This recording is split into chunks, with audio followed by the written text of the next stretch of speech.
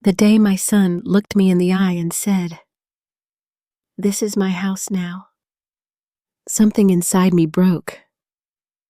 I stood frozen in the living room that my late husband and I had built together 42 years earlier. My hands trembled as Ethan stepped closer. His face hard, almost unrecognizable. Behind him, his wife Melissa said nothing. She simply watched. For a terrifying moment, I truly believed I was about to lose everything. Then the doorbell rang. A man carrying a leather briefcase stepped inside. The color drained from Ethan's face. And that was the moment I realized my son had been hiding something far worse than I ever imagined. If you've ever faced betrayal from someone you loved, I'd love to hear your thoughts. Before we continue, please take a moment to like and subscribe so you won't miss the rest of this journey. And leave a comment telling me how you would react in my situation. Also, let me know where you're watching from and what time it is there right now. I'd truly love to read every message. My name is Becky Fowler, and until a few months ago, I believed I had been blessed with a simple, ordinary life. I was 68 years old, a widow, a mother, and a grandmother. For most of my life, those roles had brought me pride. Now, when I look back, I realize how quickly everything can change.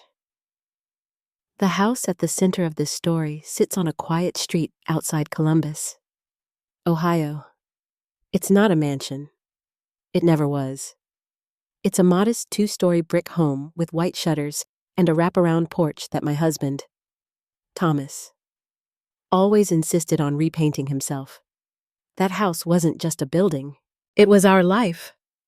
Thomas and I bought the land when we were both in our 20s. We didn't have much money back then. I worked as a receptionist at a medical clinic, and Thomas was an electrician who took every overtime shift he could find. We spent years saving, years dreaming, years building. Every room carried a memory. The kitchen still had the mark on the wall where Ethan accidentally threw a baseball when he was 10. The living room still held the fireplace Thomas built with his own hands. The backyard still had the oak tree where Ethan's treehouse once stood. Every corner of that home reminded me of the family we had created together. Thomas used to say something whenever people complimented our house. "It's not the walls that matter. It's who you fill them with." At the time, I thought we had filled those walls with enough love to last forever. I was wrong. Thomas passed away 3 years ago. Even now, saying those words hurts. 45 years of marriage. 45 years of sharing every success, every struggle, every ordinary day. Then one morning, he was gone. A heart attack. No warning. No chance to say goodbye. One moment, he was drinking coffee across from me at the kitchen table. The next moment, my world had collapsed. People often talk about grief as if it's something you eventually overcome. That wasn't my experience. Grief became a roommate. It sat beside me at dinner. It slept beside me in bed. It followed me through every room of that house. Some days were easier than others. Some days I could almost hear Thomas laughing from another room. Other days, the silence felt unbearable. The only thing that kept me moving forward was my son, Ethan, my only child, the boy I had loved from the second I held him in my arms. Growing up, Ethan had been everything a mother could hope for. Smart, funny, hardworking, kind. At least that's what I believed.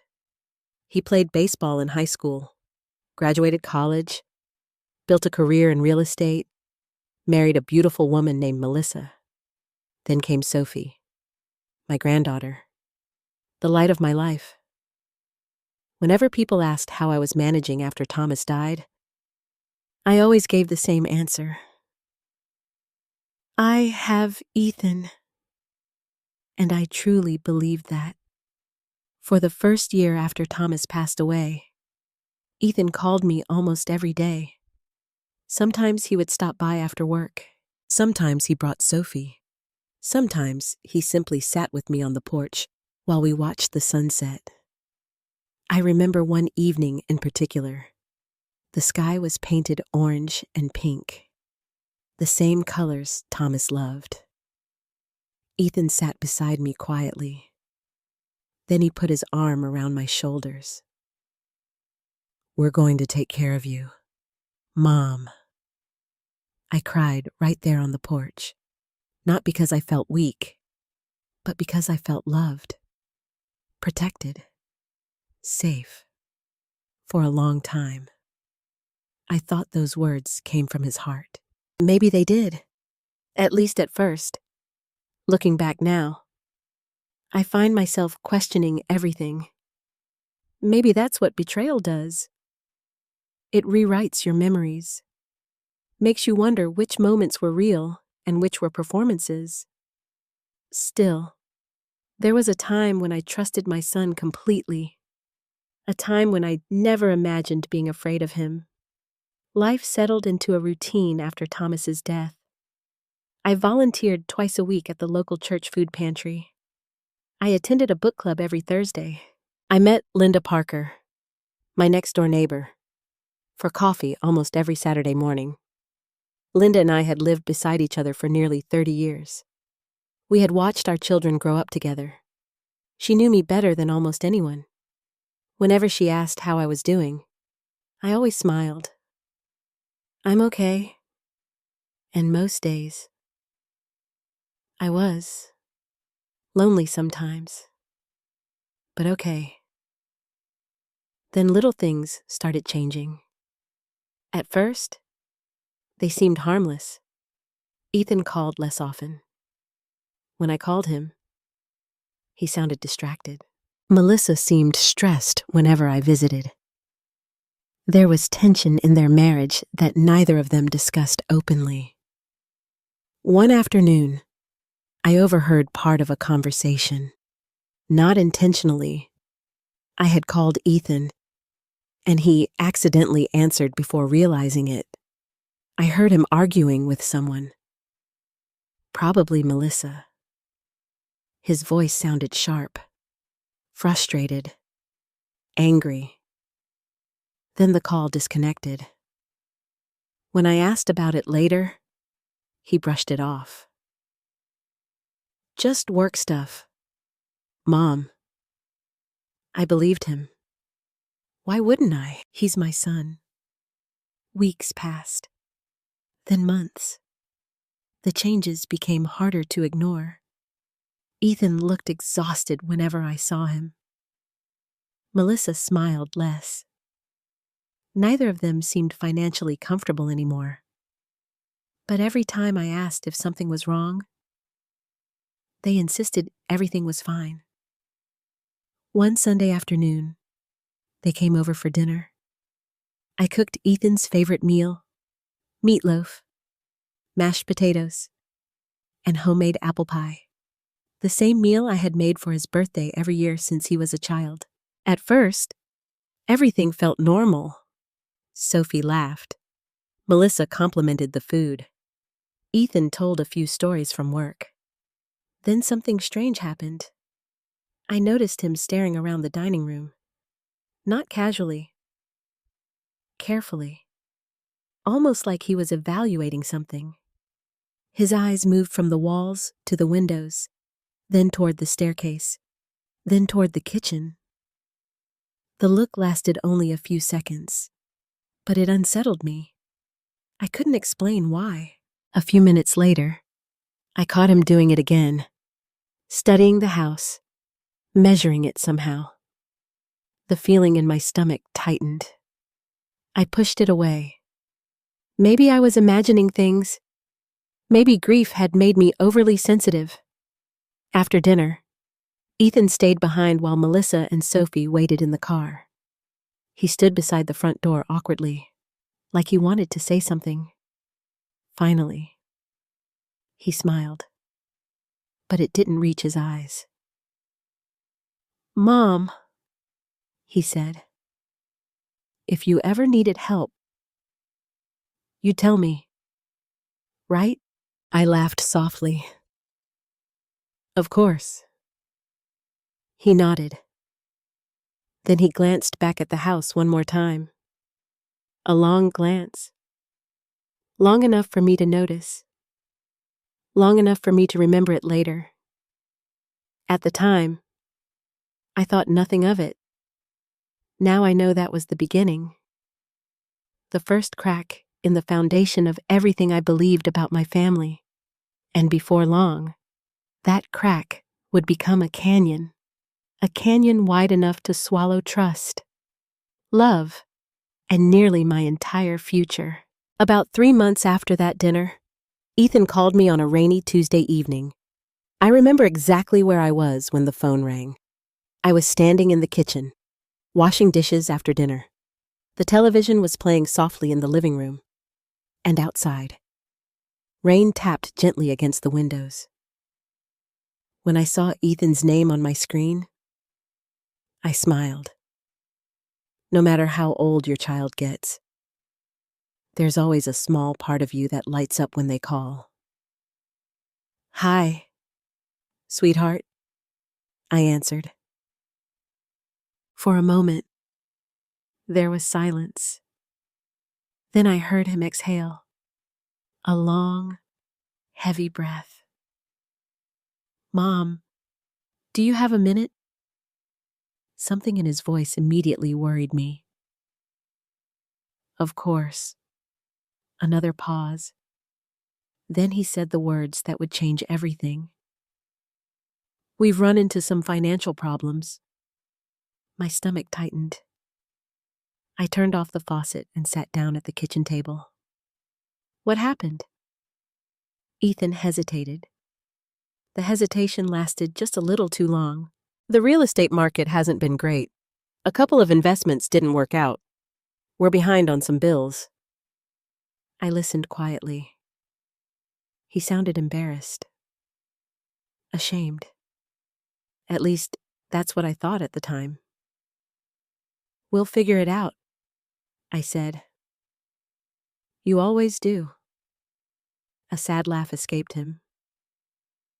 "Not this time." For the next 20 minutes, he explained that things had become difficult. Not impossible, but difficult. Their mortgage payments were piling up. Credit card debt was growing. Melissa had reduced her work hours because of Sophie. Expenses were getting harder to manage. By the end of the conversation, I felt terrible for him.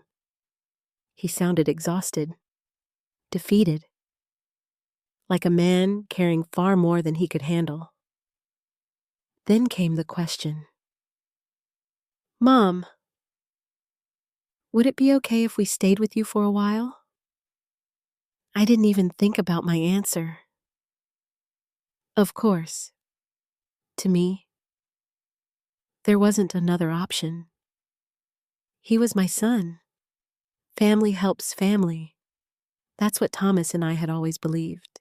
A week later, Ethan, Melissa, and Sophie moved into my house. At first, it felt wonderful, truly wonderful. The house suddenly felt alive again. Laughter echoed through the hallways. The television played cartoons in the mornings. The smell of pancakes drifted from the kitchen. For the first time since Thomas died, the silence disappeared. And I hadn't realized how much I missed having people around, especially Sophie. My granddaughter was 11 years old, energetic, funny, and endlessly curious. The moment she moved in, she claimed the guest bedroom upstairs and immediately decorated it with posters. stuffed animals, and books. Within days, she had transformed the room into her own little world. Every evening, she sat beside me on the couch while we watched old movies. She asked endless questions about her grandfather. What was Grandpa Thomas like? What was Dad like when he was my age? Did Grandma ever get in trouble? That last question always made her laugh. For a while, those moments helped heal parts of me I didn't realize were still broken. Even Melissa seemed grateful. She thanked me repeatedly during those first weeks. We really appreciate this. Becky, we'll get back on our feet soon. We don't want to be a burden. I believed her, and Ethan seemed relieved. The dark circles under his eyes began to fade. He smiled more often. For a little while, it genuinely felt like our family had been given a second chance. Then small things started changing. At first, they seemed insignificant. The kind of things you barely notice. One Saturday morning, I woke up early and headed downstairs to make coffee. When I entered the kitchen, Ethan was already there. He was looking through my mail, not reading his own mail. Mine.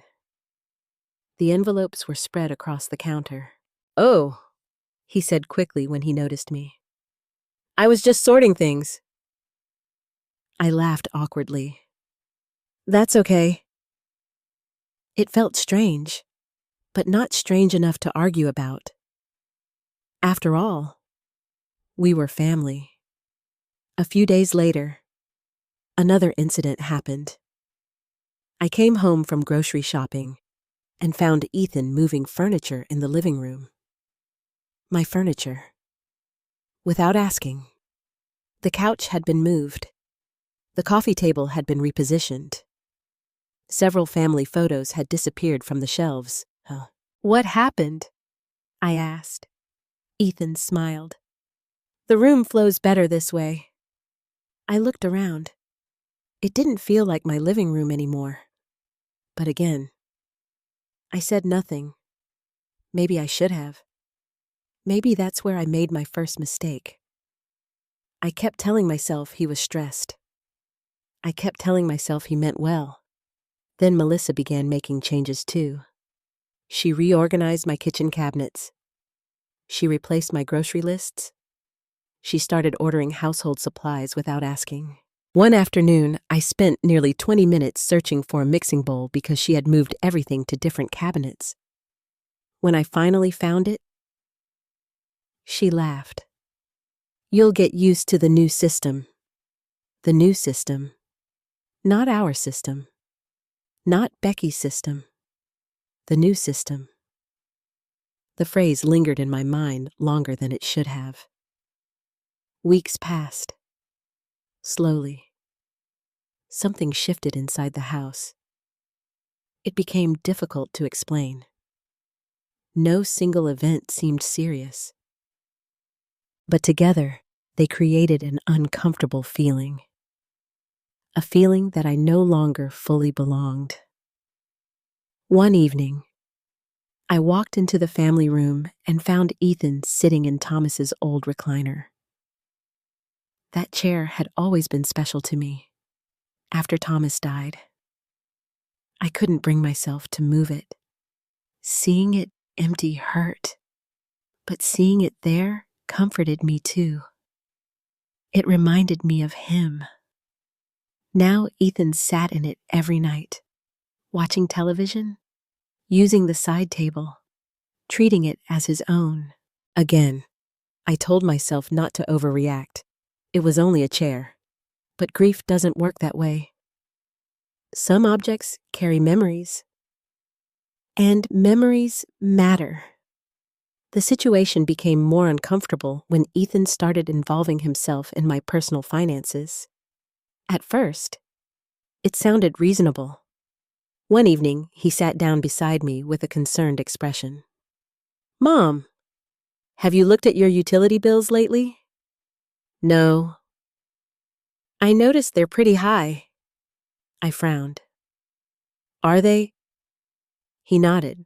You should let me help manage some of this. Something about the conversation felt off. Not alarming, just off. I had paid my own bills for decades. Why suddenly did I need help? Still, I thanked him, then changed the subject. After that, he asked questions more frequently. Questions about insurance, questions about taxes, questions about bank accounts, questions about the house, especially the house, how much it was worth, whether I still had the original deed, whether I had updated my will. Each question seemed innocent on its own, but together, they formed a pattern I didn't want to see. One afternoon, I mentioned it casually to Linda Parker while we sat on her porch drinking coffee. She listened quietly. Then she asked a question that surprised me. Do you think Ethan is worried about your future? I smiled. Probably. But even as I answered, I wasn't sure. Because concern and curiosity aren't the same thing. And lately, Ethan seemed far more curious than concerned. The realization unsettled me. Still, I pushed it aside. I loved my son. I trusted my son. I refused to believe there could be another explanation. Unfortunately, the truth doesn't care what we're willing to believe. And before long, the first undeniable signs would appear. Signs that someone inside my home was quietly changing far more than furniture. The first time I seriously questioned my own memory, I cried in the bathroom where nobody could hear me. That may sound dramatic, but if you've ever reached an age where people start treating you differently simply because of the number attached to your birthday, you'll understand. One of the greatest fears many older people carry isn't death.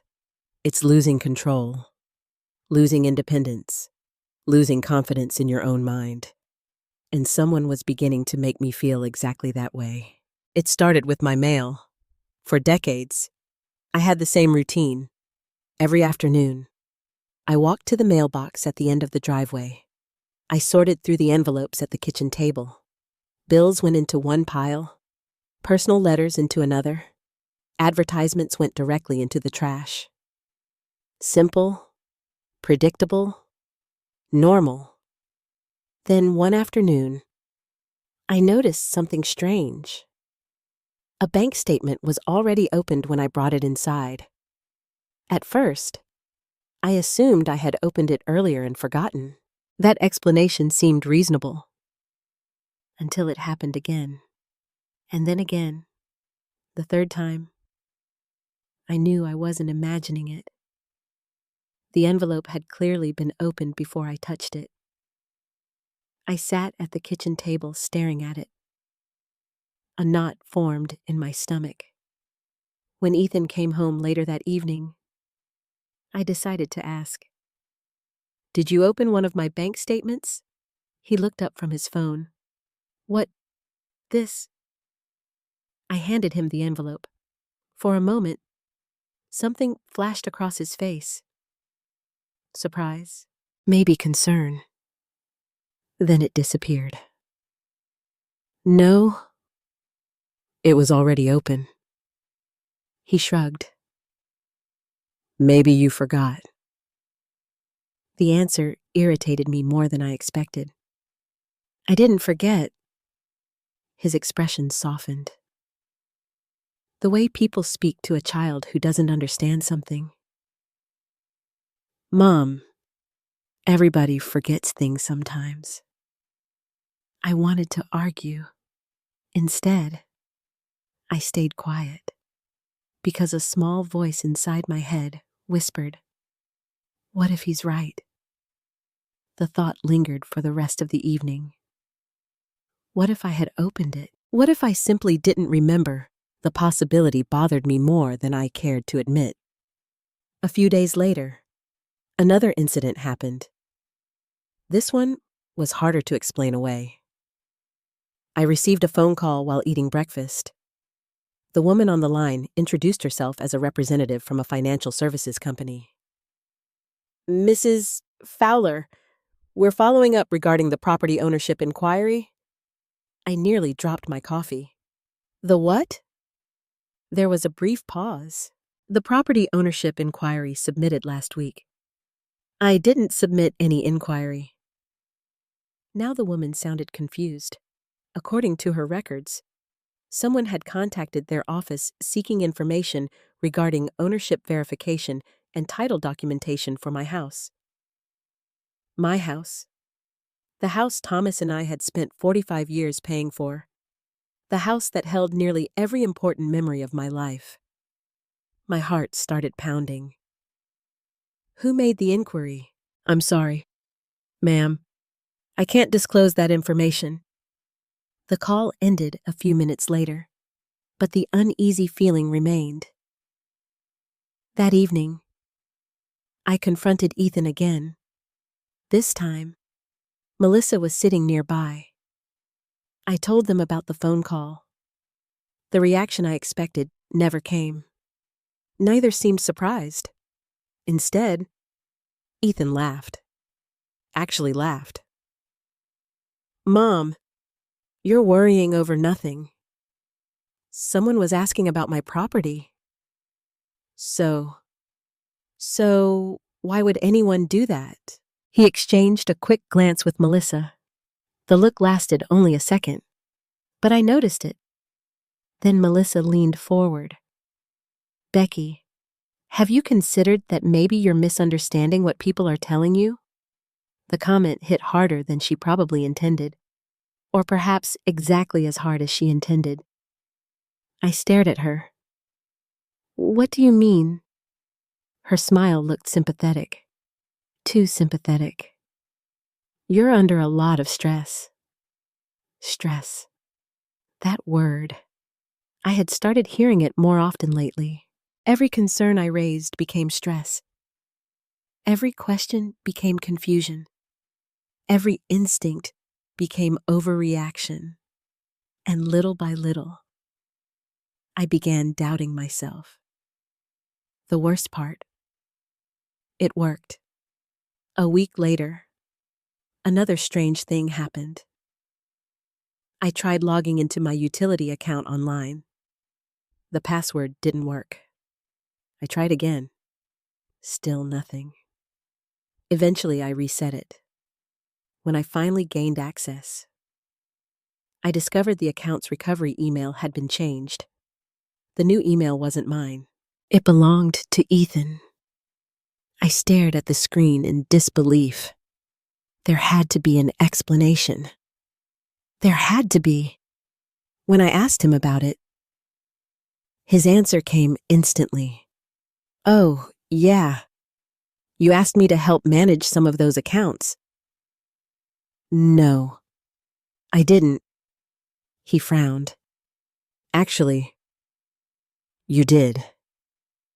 The certainty in his voice unsettled me. Was he lying, or had I truly forgotten for the first time in my life? I wasn't sure. That uncertainty terrified me. That night I barely slept. I lay awake replaying every conversation from the previous few months. Every question. Every interaction. Every moment Ethan had corrected me. Every time Melissa had told me not to worry. Every time they exchanged those quick looks. And the more I thought about it, the more uncomfortable I became. The next morning, I decided to test something. I wrote down everything. Appointments, phone calls, conversations, passwords, bills, dates, names, anything important. If my memory was failing, I wanted proof. If it wasn't failing, I wanted proof of that too. The notebook became my silent companion. At first, it felt silly. Then it became necessary. Because strange things continued happening. A prescription reminder disappeared from the refrigerator. A property tax notice went missing. A credit card statement arrived late. Each incident seemed small, insignificant, yet together they formed a pattern. And patterns matter. One afternoon, I accidentally discovered something even more disturbing. I was walking through the hallway when I heard voices coming from the den. Ethan and Melissa were talking. The door wasn't completely closed. I wasn't trying to eavesdrop. But then, I heard my name. I stopped. "How much longer?" Melissa asked. "Not much." Ethan sounded irritated. "She still asks questions. Do you think she suspects anything?" A long silence followed. Then Ethan answered. "No." The confidence in his voice sent a chill through me. I quietly stepped away before they could hear me. My hands were shaking. What exactly was I not supposed to suspect? That question haunted me for days. The final incident came 2 weeks later. A certified letter arrived. The envelope looked official. Legal. Important. I brought it inside. But before I could open it, Ethan appeared. Almost immediately. As if he'd been waiting. "What's that?" I looked at the envelope. "I'm not sure." His eyes remained fixed on it. For several seconds. Too long. Far too long. Then he smiled. "I can take care of it if you want." "No." The answer left my mouth before I even thought about it. His smile vanished. Only for a moment. But I noticed, and for the first time, I felt something I never thought I'd feel toward my own son. Fear. Not physical fear. Something deeper. The fear that comes when someone you trust completely begins behaving like a stranger. That night, I opened my notebook. I read every entry from the previous month, every missing document, every opened envelope, every altered account, every strange conversation. When I finished, one realization became impossible to ignore. These weren't isolated incidents anymore. Someone was interfering with my affairs. And the person with the most access wasn't a stranger. It was someone living under my roof. Someone I loved. Someone I had trusted my entire life. Someone who called me Mom. The dinner that changed everything happened on a Thursday night. Looking back, I sometimes wish I had canceled it. I wish I had gone out with Linda. I wish I had stayed at church. I wish I had done almost anything else. Because that dinner was the moment when suspicion became reality. The moment when I finally saw what Ethan and Melissa truly wanted. The evening started normally enough. I spent most of the afternoon cooking. Old habits die hard. Whenever my family was together, I wanted the house to feel warm, safe, comfortable. I made roast chicken, green beans, mashed potatoes, and homemade rolls. The kind of meal Thomas used to love. The kind of meal that always made Ethan happy when he was growing up.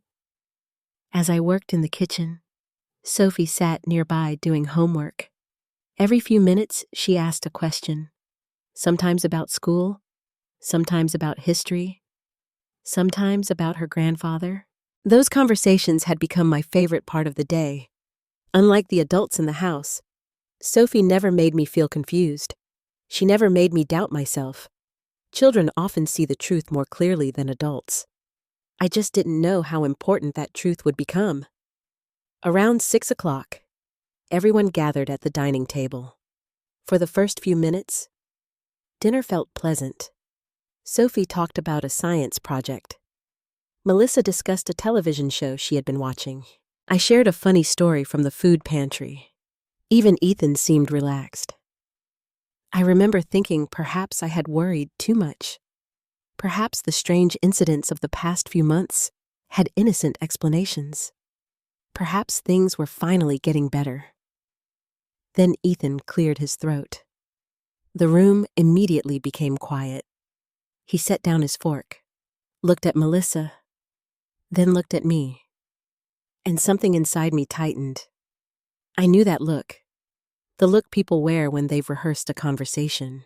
"Mom," he began carefully. "We've been thinking about something." There it was, that feeling again. The feeling that I was about to hear something I didn't want to hear. I forced a smile. "Okay." Melissa leaned forward. "We just want what's best for you." The words sounded kind, but something about them felt rehearsed, too polished, too prepared. I suddenly remembered hearing those same words from people trying to sell expensive insurance policies. They always sounded caring, until they wanted something. Ethan folded his hands together. "You've been alone for several years now." I nodded slowly. "Yes. And you're getting older." The statement wasn't cruel, but it still stung. Because it wasn't simply an observation. It was the foundation of an argument. I could already tell. Melissa jumped in. "There are wonderful communities for seniors now." I froze. For a moment, I honestly thought I had misheard her. "What assisted living communities?" she said gently. "They're beautiful."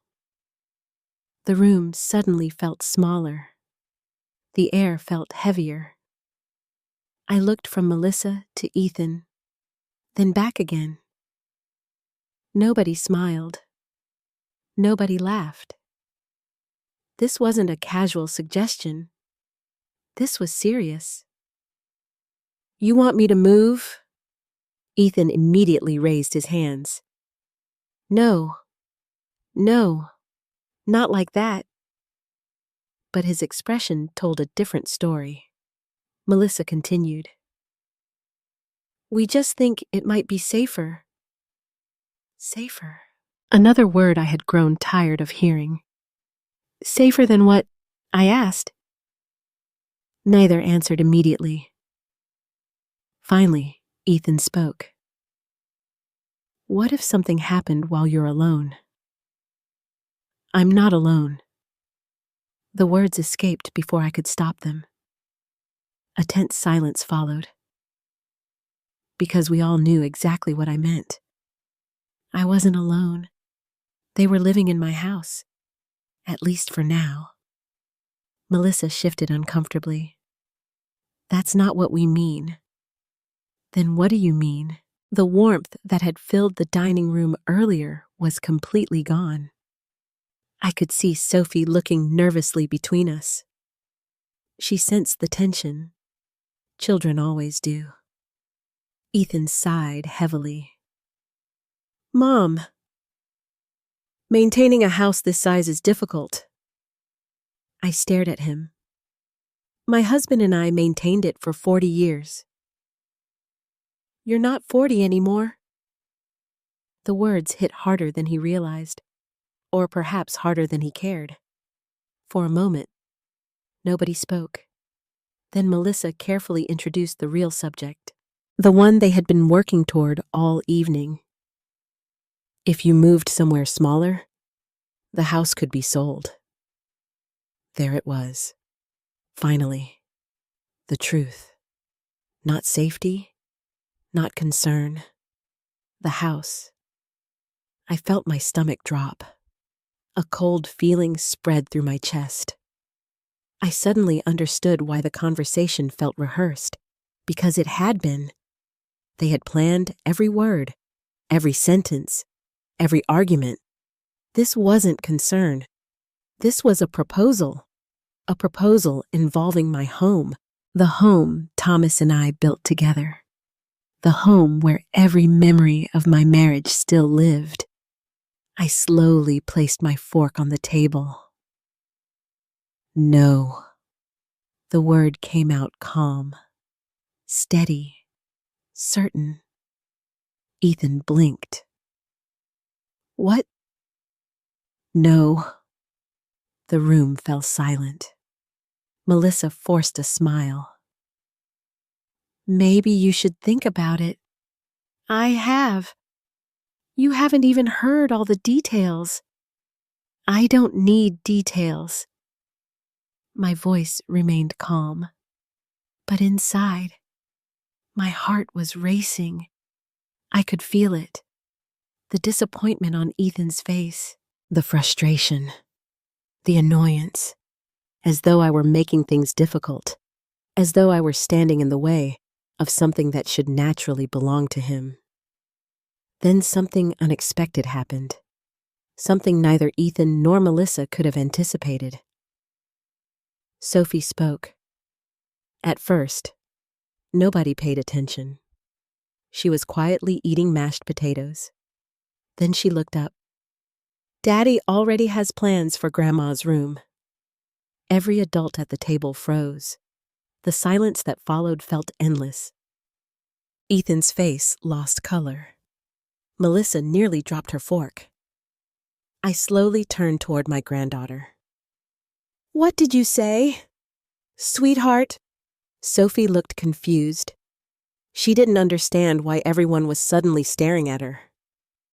Daddy said your room would make a perfect office. The words landed like a bomb. Nobody moved. Nobody spoke. I could hear the ticking of the kitchen clock. 1 second. 2 seconds. 3. Then Ethan laughed. A forced laugh. An uncomfortable laugh. The kind people use when they're desperate. That's not what I meant. Sophie frowned. Yes, it is. My heart sank. Children don't usually lie about conversations they barely understand, especially not Sophie. Melissa immediately interrupted. Sophie, sweetheart, finish your dinner. But the damage was already done. I looked at Ethan, really looked at him. For the first time in months, I stopped seeing my little boy. I stopped seeing the child who used to ride bicycles in the driveway, the teenager who hugged me after baseball games, the young man who promised to take care of me after Thomas died. Instead, I saw someone else, someone calculating, someone impatient, someone who had already imagined life in this house without me. The realization hurt more than I can describe. Not because of the house. Not because of money. Because of what it revealed. They weren't discussing possibilities anymore. They were making plans. Plans that assumed I would leave. Plans that assumed my future had already been decided, and nobody had bothered to ask me. That night, after everyone went to bed, I sat alone in the dark kitchen. The notebook lay open in front of me. Slowly, I added another entry, then another, then another. When I finally closed the notebook, one thought refused to leave my mind. Ethan and Melissa weren't simply worried about my future. They were preparing for it. And somehow, in their version of the future, there was no place left for me inside my own home. After the dinner, where Sophie accidentally revealed Ethan's plans for my bedroom, I stopped sleeping well. Every night, I lay awake, staring at the ceiling, listening, thinking, questioning. The house no longer felt the same. For 40 years, those walls had made me feel safe. Now they felt different. Not dangerous. Not yet. But unfamiliar. As though something had quietly changed while I wasn't paying attention. The worst part wasn't knowing whether I could trust Ethan. It was knowing I no longer did.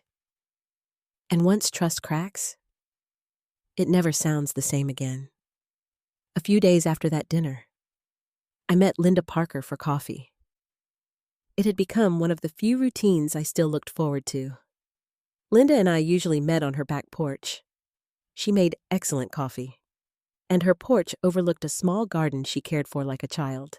Normally, we spent our mornings discussing books, church events, and neighborhood gossip. That morning was different. The moment Linda saw my face, she knew something was wrong. "You look exhausted." I forced a smile. "I haven't been sleeping." She poured coffee into my cup. "What happened?" For a moment, I considered lying, saying everything was fine. But I was tired of carrying everything alone. So I told her. Not every detail, but enough. I told her about the strange mail, the missing documents, the pressure to move, the conversation at dinner, the comment Sophie had made. Linda listened without interrupting. Her expression grew darker with every minute. When I finished speaking, she remained silent, long enough to make me nervous. Finally, she set down her coffee. "Becky." The tone in her voice immediately caught my attention. "What?" She hesitated, then spoke carefully. "I wasn't sure if I should tell you this." A chill ran through me. "What is it?" Linda looked toward my house, then back at me. "About 2 weeks ago, I saw Ethan talking to a real estate agent." For a moment, I thought I had misunderstood her. "A real estate agent?" She nodded. "At your house." The coffee cup nearly slipped from my hand. "What do you mean?" "They were standing near the driveway." My pulse quickened. Linda continued. "I didn't think much about it at first. Ethan worked in real estate. I assumed it was business." I couldn't breathe properly. Then she added the sentence that made my stomach drop. "But they spent a long time walking around your property." I stared at her. "The property," Linda nodded again. "The backyard, the side yard, the porch." They looked at everything. A terrible feeling settled into my chest. I suddenly remembered Ethan's strange behavior months earlier. The way he had studied the house during dinner, the way he asked questions about the property's value, the way he always seemed interested in ownership documents. My hands began shaking. Linda noticed immediately. "Oh, Becky, I don't know for sure what it means." But we both knew what it might mean. Neither of us said it out loud. We didn't need to. The possibility hung between us like a storm cloud. The rest of our conversation passed in a blur. By the time I returned home, one thought dominated my mind. I needed to see my paperwork. All of it. Immediately. The house was quiet when I arrived. Melissa had taken Sophie shopping. Ethan was supposedly meeting a former colleague. For the first time in weeks, I had the house to myself. I went straight upstairs. Inside my bedroom closet sat a large metal lockbox. Thomas and I had kept important documents there for years: insurance records, tax returns, property papers. The original deed. Everything. I pulled the box onto the bed, unlocked it, and began sorting through the files. At first, everything seemed normal. Insurance paperwork, medical records, old tax forms. Then I reached the property section. My heart skipped a beat. Something was missing. I checked again, and again, then a third time. The folder wasn't there. The folder containing several key property documents. Gone. I sat frozen on the edge of the bed. No. There had to be an explanation. Maybe I had moved it. Maybe I stored it elsewhere. Maybe. But even as I searched every drawer and cabinet in the room, I already knew the truth. I hadn't moved anything, because Thomas had always organized those records meticulously, and I never changed his system. After nearly an hour of searching, panic began replacing denial. I checked the office, the filing cabinet, the guest room, the basement. Nothing. The documents had vanished. Completely. I was standing in the hallway when I heard the front door open. Ethan. A wave of fear rushed through me. Not because I thought he would hurt me, because I didn't know how to confront him anymore. When he walked into the kitchen, I was already waiting. "We need to talk." His smile faded immediately. What happened? I held my gaze steady. Some property documents are missing. For a fraction of a second, something changed in his expression. A flicker. Gone almost instantly. But I saw it. Then came the familiar look. Concern. Patience. The look he always used now. "Maybe you misplaced them." There it was again. That phrase. That subtle suggestion. That maybe the problem wasn't the missing documents. Maybe the problem was me. "No, I didn't." Ethan sighed. "Mom, I'm serious. So am I." The tension between us grew. For several seconds, neither of us spoke. Then Melissa entered the kitchen carrying shopping bags. She immediately sensed the atmosphere. "What's going on?" I explained. Her reaction mirrored Ethan's almost perfectly. Too perfectly. "Becky, you're under a lot of stress." There was that word again. Stress. Every concern became stress. Every suspicion became confusion. Every missing document became my imagination. Something inside me finally snapped. Not loudly, not dramatically, quietly. Deep inside, because for the first time, I recognized the pattern clearly. They weren't trying to solve my concerns. They were trying to dismiss them. And there is a difference, a very important difference. That evening, I sat alone in my bedroom. The notebook rested on my lap. I began reviewing every entry from the past several months. Every strange event, every missing paper, every changed account, every uncomfortable conversation. One by one, the pieces began fitting together. Not completely, but enough. Enough to convince me that I wasn't imagining things. Enough to convince me that my memory wasn't failing. enough to convince me that something very wrong was happening inside my own home. As I closed the notebook, my eyes drifted toward a photograph on the nightstand.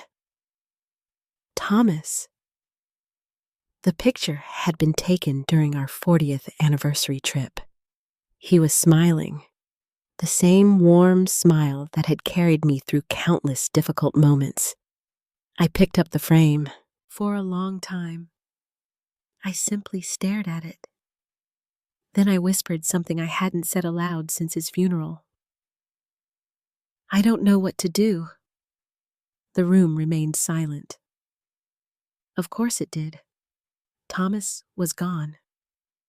And yet, as strange as it sounds, I suddenly remembered something. A conversation from years earlier. One of the last serious conversations we ever had. At the time, it seemed unimportant. Now, for reasons I couldn't explain, the memory returned with startling clarity. I remembered Thomas looking directly at me, his expression unusually serious, his voice firm, almost urgent.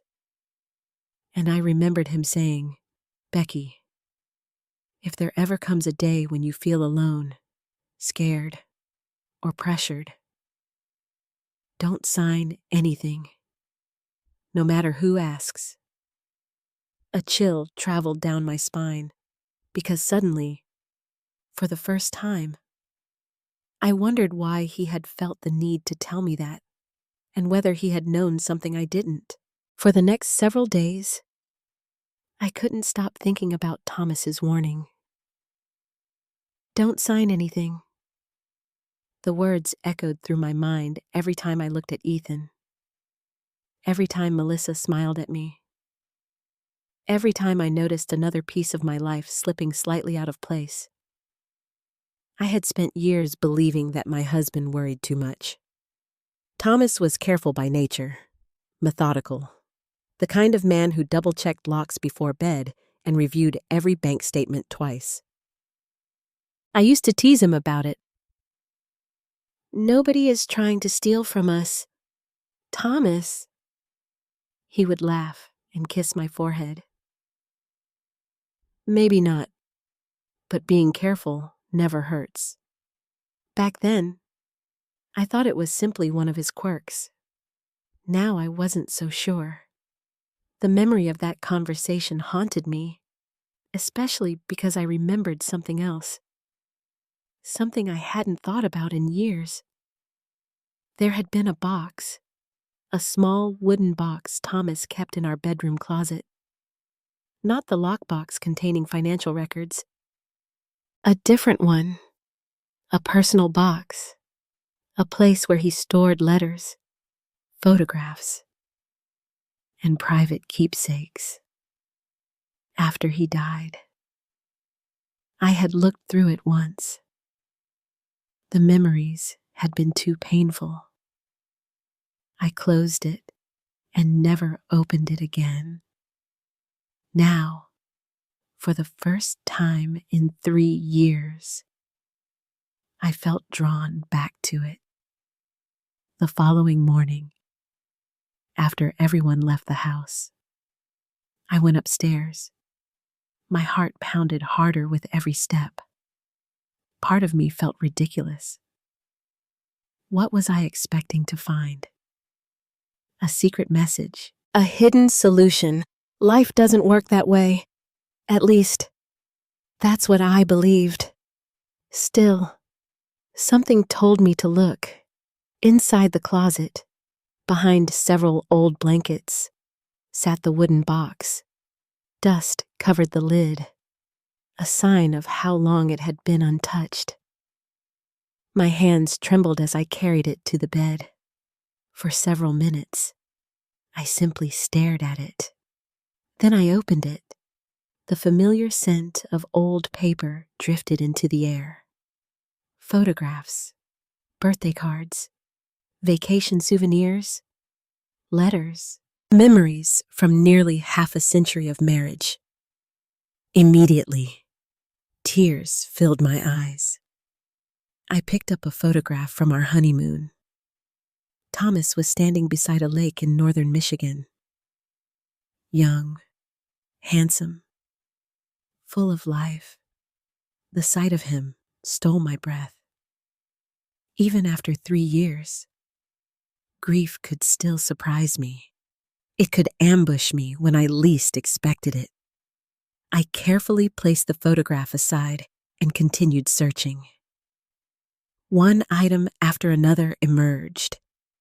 Old anniversary cards, hospital bracelets from Ethan's birth, a faded postcard from our first vacation together. Then, near the bottom of the box, I noticed something unusual. A large envelope, cream-colored, sealed. My name written across the front. Not in printed text, in Thomas's handwriting. My heart nearly stopped. I recognized that handwriting instantly. After 45 years of marriage, I could have identified it anywhere. The envelope looked old, very old, as though it had been sitting there for years. Slowly, I picked it up. Written beneath my name was a single sentence. Only open if you ever feel unsafe in your own home. For several seconds, I couldn't move. I simply stared, reading the words again and again. Unsafe in your own home. A chill ran through my body. How could Thomas have written something so specific? How could he possibly have imagined this situation? I sat down heavily on the edge of the bed. My pulse raced. Part of me didn't want to open it, because opening it would mean admitting something. Admitting that I no longer felt secure. Admitting that my own home no longer felt entirely mine. Admitting that I was afraid. And I was.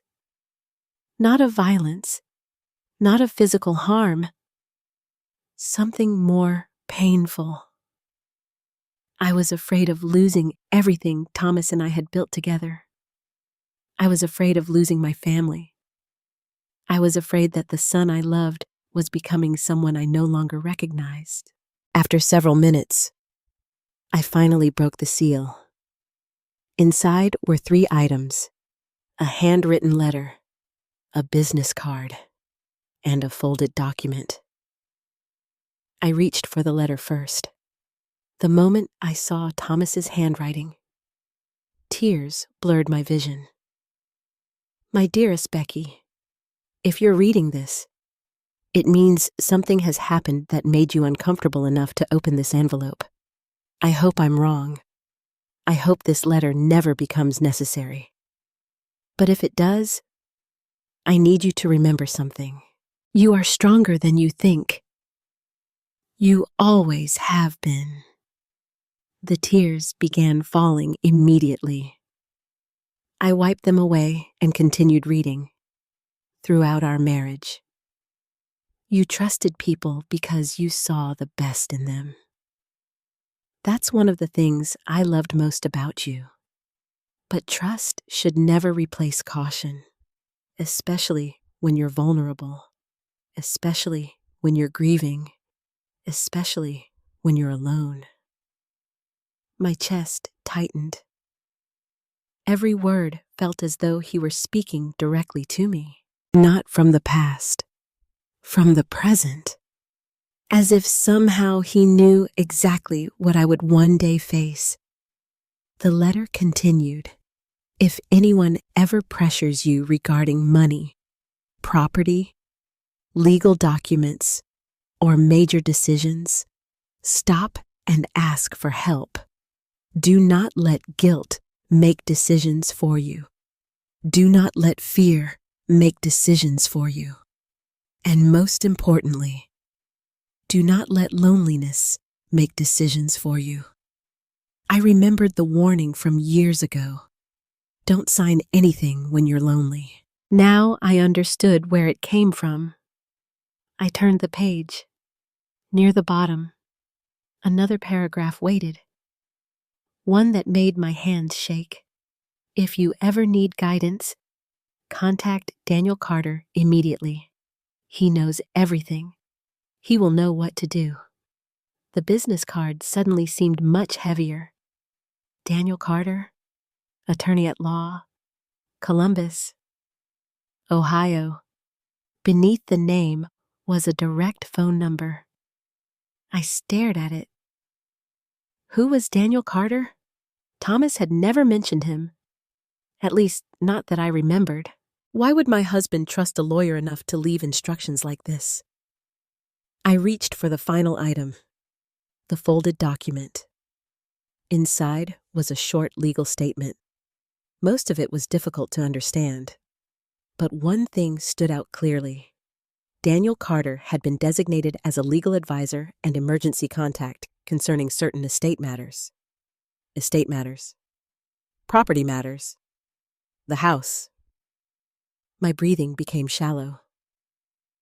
Suddenly, dozens of questions flooded my mind. What exactly had Thomas arranged? Why had he never discussed it with me? What did Daniel know? And perhaps most importantly, why had Thomas believed I might someday need protection?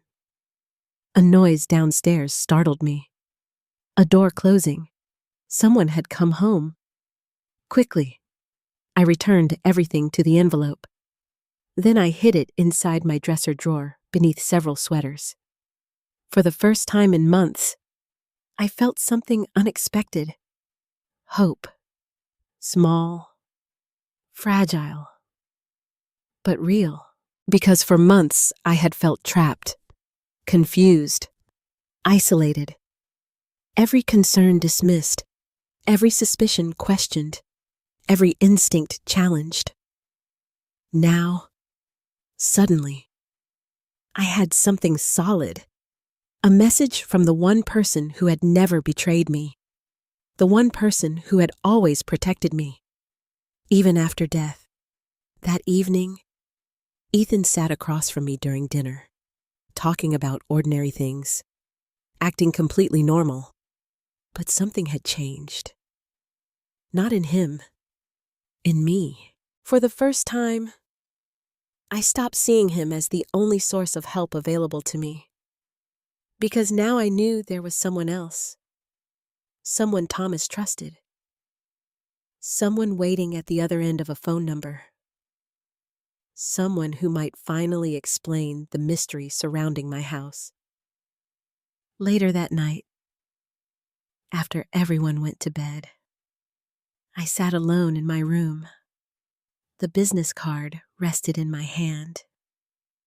I stared at Daniel Carter's name for a long time.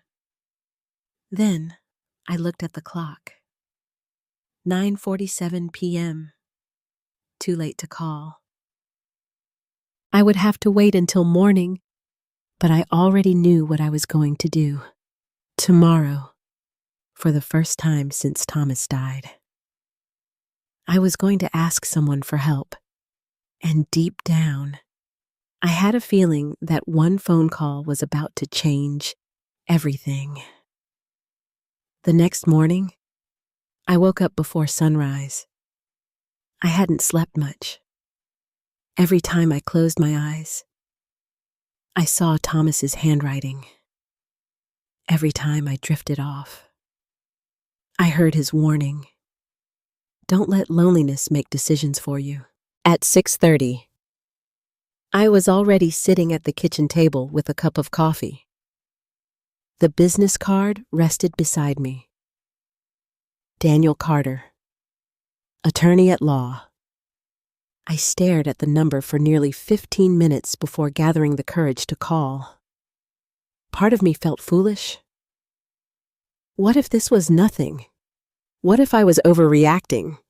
What if Ethan was exactly who I had always believed him to be?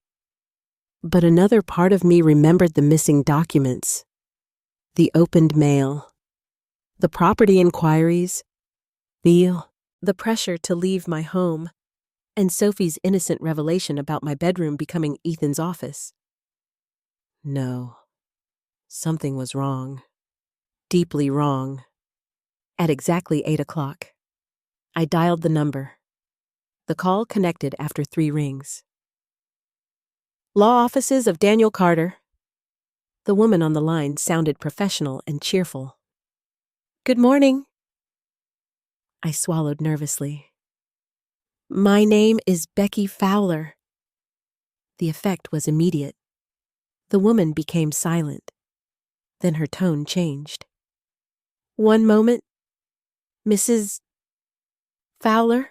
The sudden shift caught me off guard. Seconds later, another voice came on the line. Older, calm, confident. Mrs. Fowler. Yes, this is Daniel Carter. I tightened my grip on the phone. Mr. Carter. I found your name in a letter my husband left. There was a pause. Then something happened that sent chills down my spine. Daniel sighed softly. Not a confused sigh. Not a surprised sigh. A sigh of recognition. As though he had been expecting this call for years. I've been wondering when I might hear from you.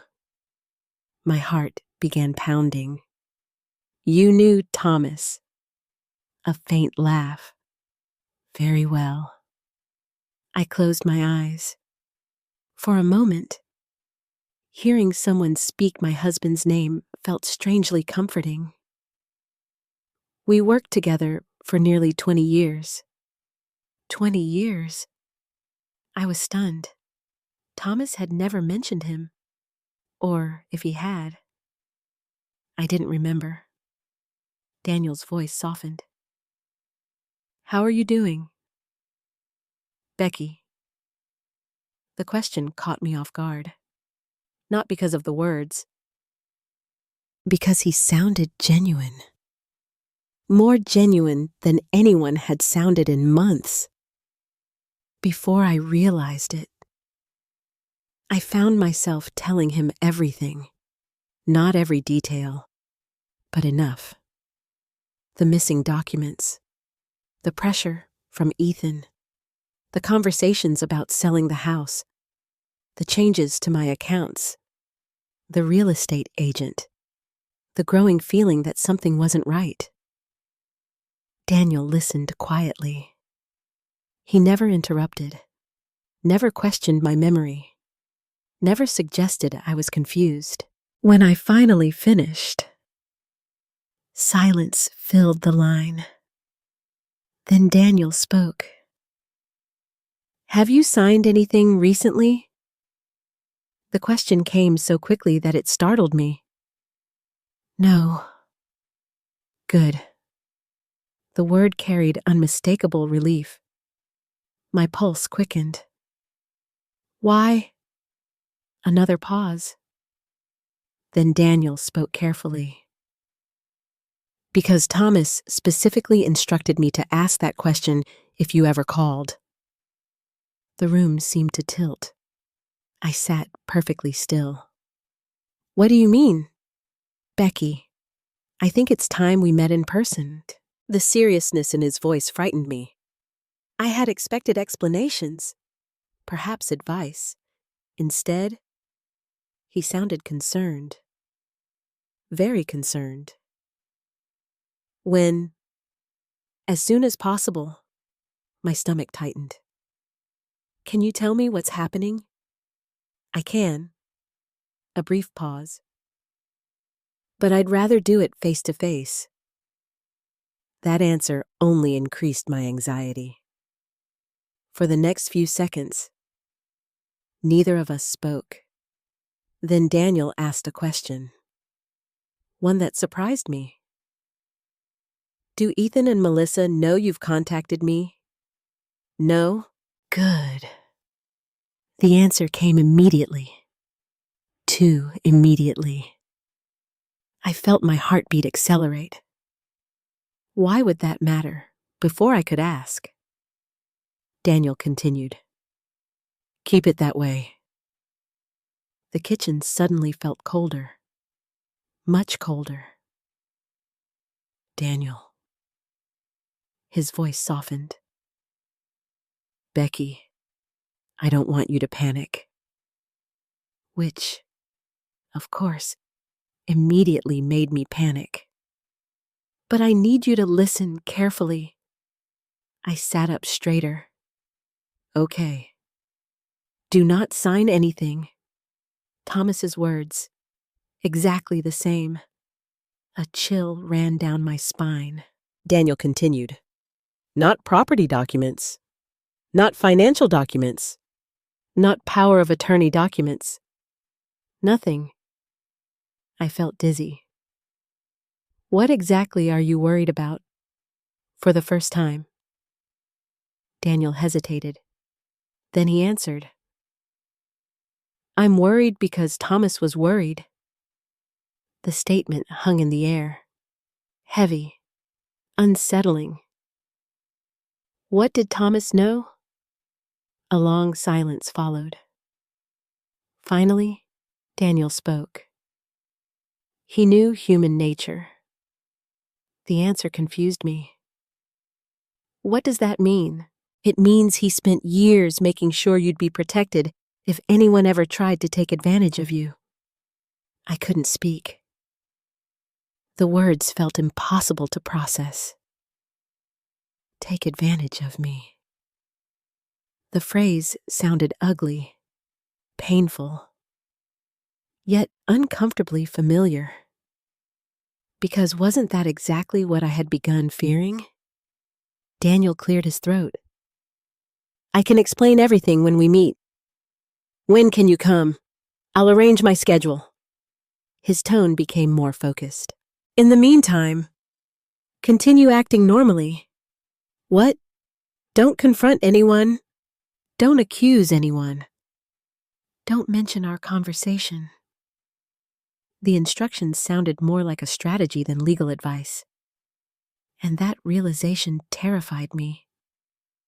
Because strategies are only necessary when there's a problem. A real problem. After we ended the call, I sat motionless for nearly 20 minutes. My coffee grew cold. The kitchen remained silent, yet my mind raced. Thomas had prepared something. Daniel knew about it, and whatever it was seemed serious enough that both men had worried about this exact situation. The thought was almost overwhelming. Later that afternoon, I received another surprise. Daniel called back.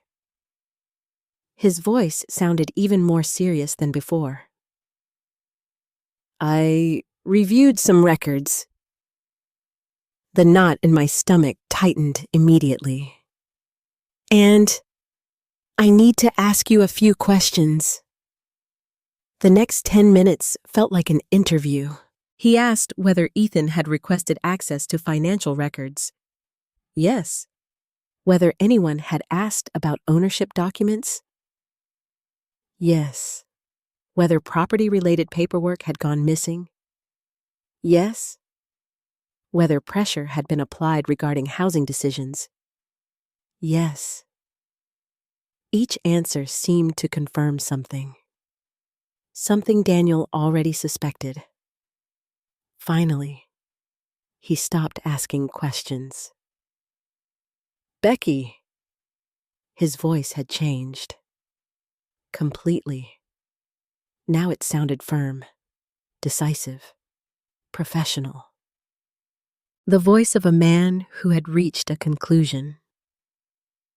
I'll come to your house personally.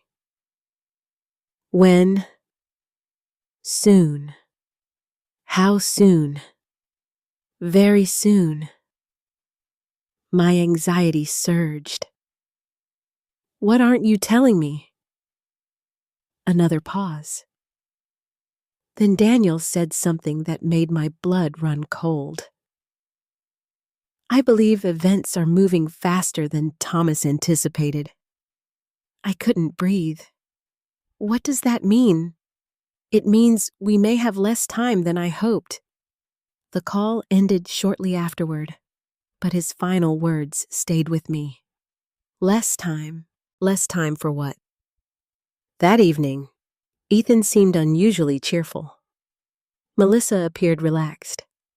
The atmosphere inside the house felt strangely optimistic, almost celebratory, as though something good had happened. Watching them laugh together in the family room filled me with dread. Because, for the first time, I wondered whether their happiness had something to do with my future, or more specifically, my house. That night, I retrieved Thomas's letter from the dresser. I read it again, then a third time. One sentence kept drawing my attention. Daniel knows everything. At first, I thought Thomas had been speaking figuratively. Now I wasn't so sure. Because after my conversations with Daniel, I had become convinced of one thing. My husband had anticipated danger. Not a specific danger, but the possibility that someone might one day try to manipulate me. And somehow, years before his death, he had already prepared a response. As I folded the letter and returned it to the envelope, another realization settled over me. Whatever secret Thomas had left behind, it was about to come into the open. And when it did, someone's plans were going to fall apart. I just didn't know whose. The days after my conversations with Daniel Carter were some of the most difficult of my life. Not because anything dramatic happened, because I had to pretend. Pretend everything was normal. Pretend I wasn't suspicious. Pretend I hadn't discovered that my late husband had secretly prepared a legal safety net. Pretend I wasn't waiting for answers. Every morning, I woke up with the same thought. Today might be the day everything changes. And every night, I went to bed disappointed. The waiting was unbearable. Meanwhile, Ethan seemed increasingly restless. At first, the changes were subtle. Then they became impossible to ignore. His patience grew shorter. His temper became harder to control. The carefully maintained image of the concerned son was beginning to crack. And for the first time, I started seeing what lay underneath. One Monday afternoon, I was reading in the living room when Ethan walked in carrying a folder. The moment I saw it, a knot formed in my stomach. There was something deliberate about the way he held it, like a salesman carrying a contract, or a magician preparing a trick. "Mom," he said. His smile appeared rehearsed. "We need to talk." There it was again. That phrase. Every important conversation in the last few months seemed to begin exactly the same way. I closed my book. About what? He sat across from me, the folder resting on his lap. Your future. My stomach tightened. Of course. My future. Never his future. Never our future. Always mine. As though I were some problem waiting to be solved. Melissa entered the room a moment later. She sat beside Ethan, united, prepared, coordinated, just like the dinner conversation. Immediately I knew this wasn't spontaneous. They had planned it. Again. Ethan opened the folder. Several documents appeared inside. Official-looking documents. Forms. Signatures. Legal language. My pulse quickened. "What are those?" He smiled. "Nothing complicated. Whenever someone says that, it usually means the opposite." Melissa nodded reassuringly. "It's just paperwork." Paperwork. Another word I had learned to distrust. "What kind of paperwork?" Ethan leaned forward. "We've been thinking about ways to make things easier." I said nothing. He continued. "If anything ever happened to you, we'd need authority to help manage things." Authority. The word landed heavily. Too heavily. Because suddenly, I remembered Daniel's warning. Do not sign power of attorney documents. My heartbeat accelerated. I forced myself to remain calm. "What exactly are you asking me to sign?" For a brief moment, Ethan hesitated. Then he handed me the papers. I took them carefully and began reading.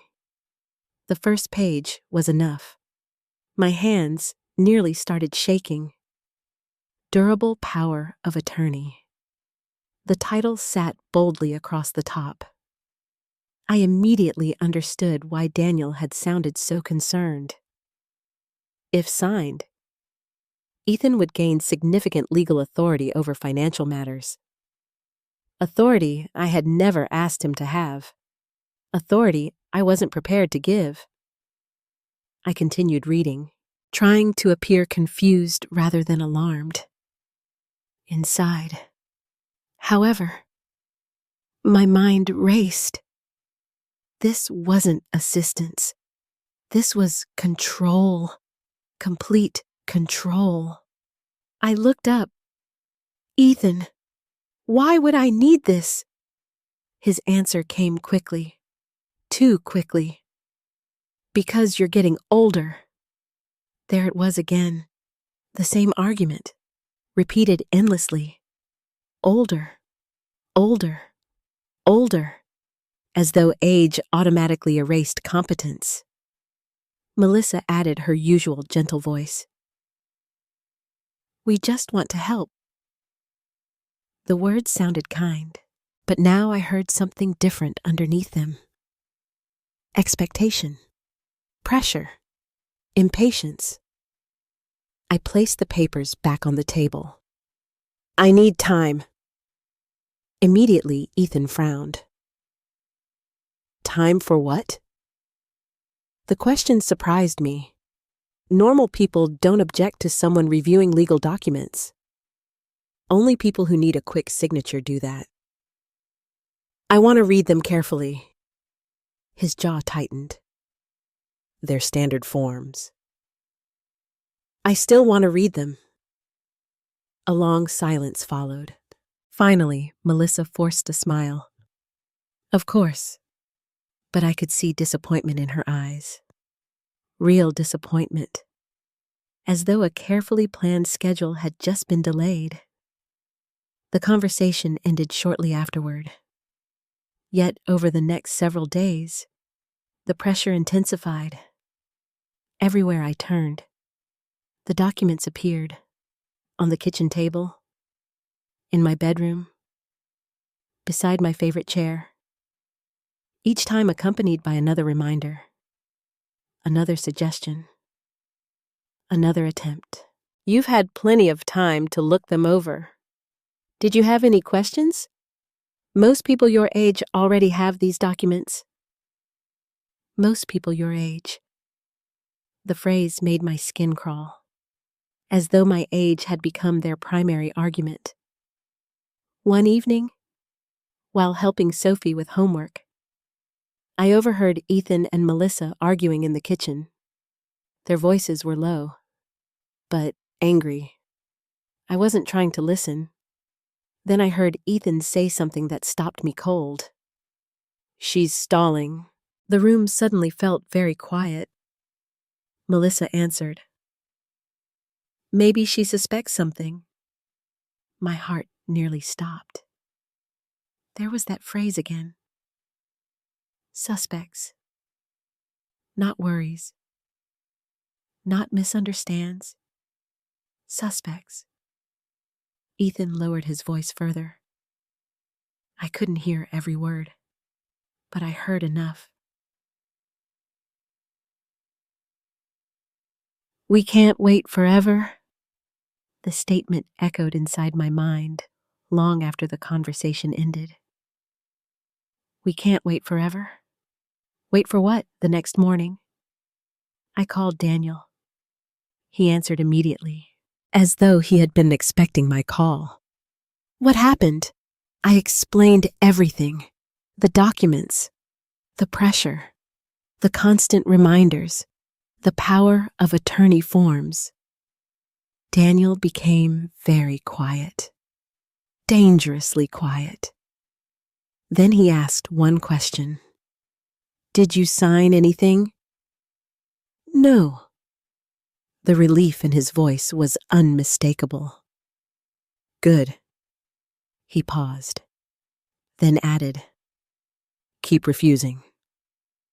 The firmness in his tone startled me. "Daniel, what's going on?"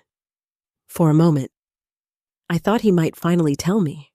Instead, he asked, "How aggressive have they become?" The question frightened me, because it suggested he already knew the answer. I thought carefully, then answered honestly, "More aggressive every day." Silence. Then Daniel spoke. "I'm accelerating my plans." "What does that mean?"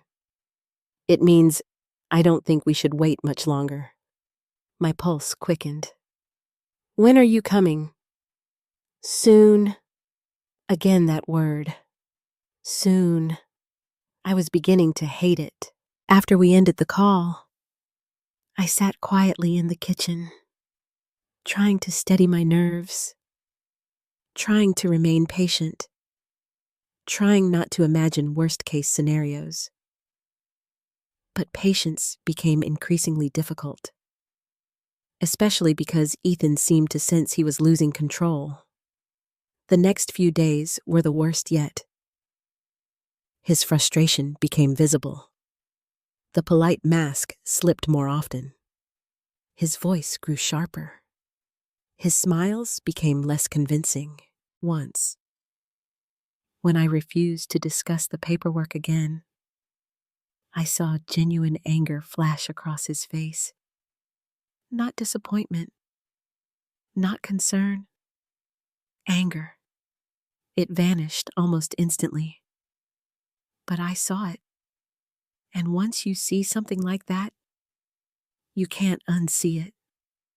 Late Friday evening, I walked into the kitchen and found Ethan standing alone. He appeared exhausted.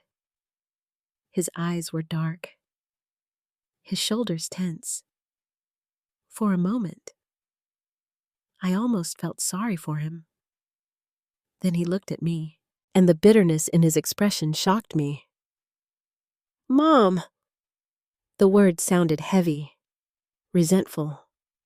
I waited. "You don't trust me anymore, do you?"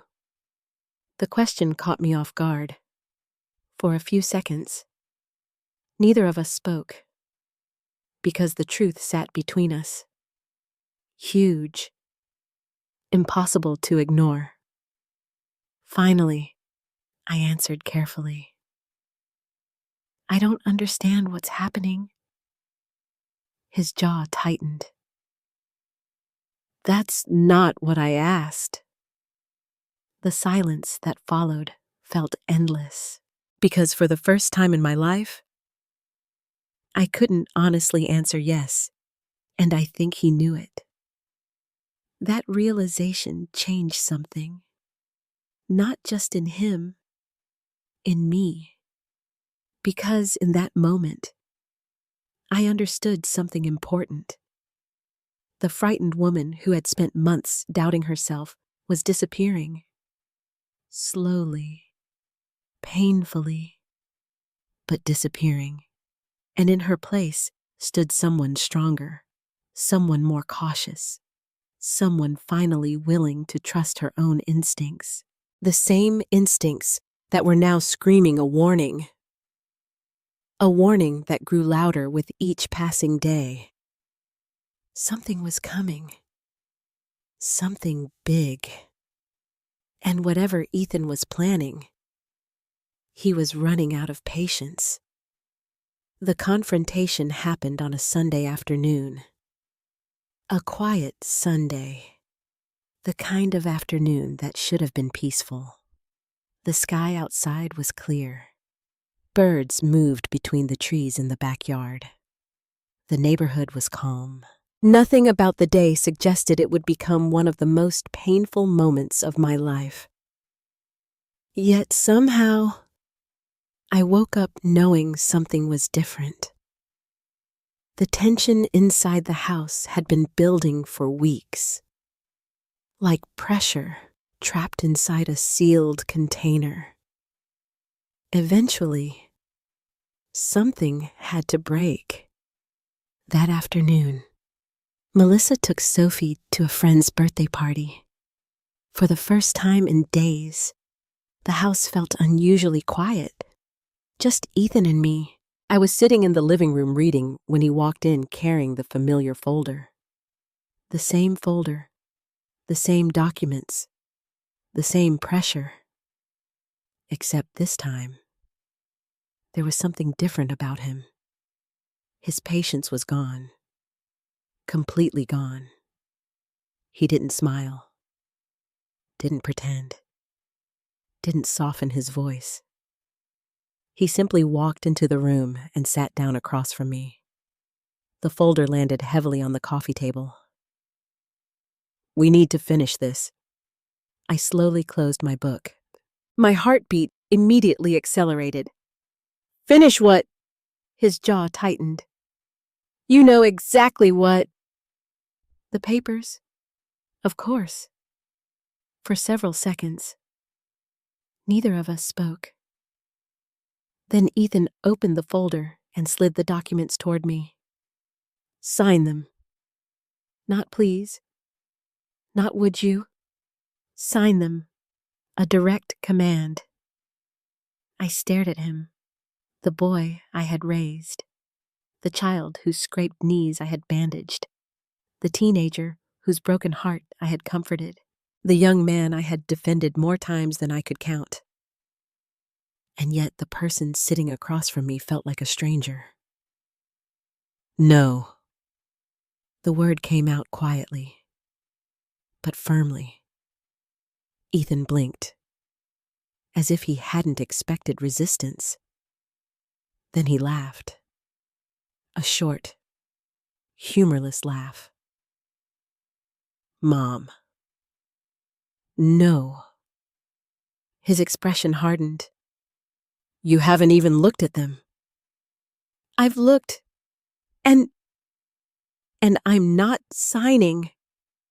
The room became very still, dangerously still. I could almost hear the tension vibrating between us.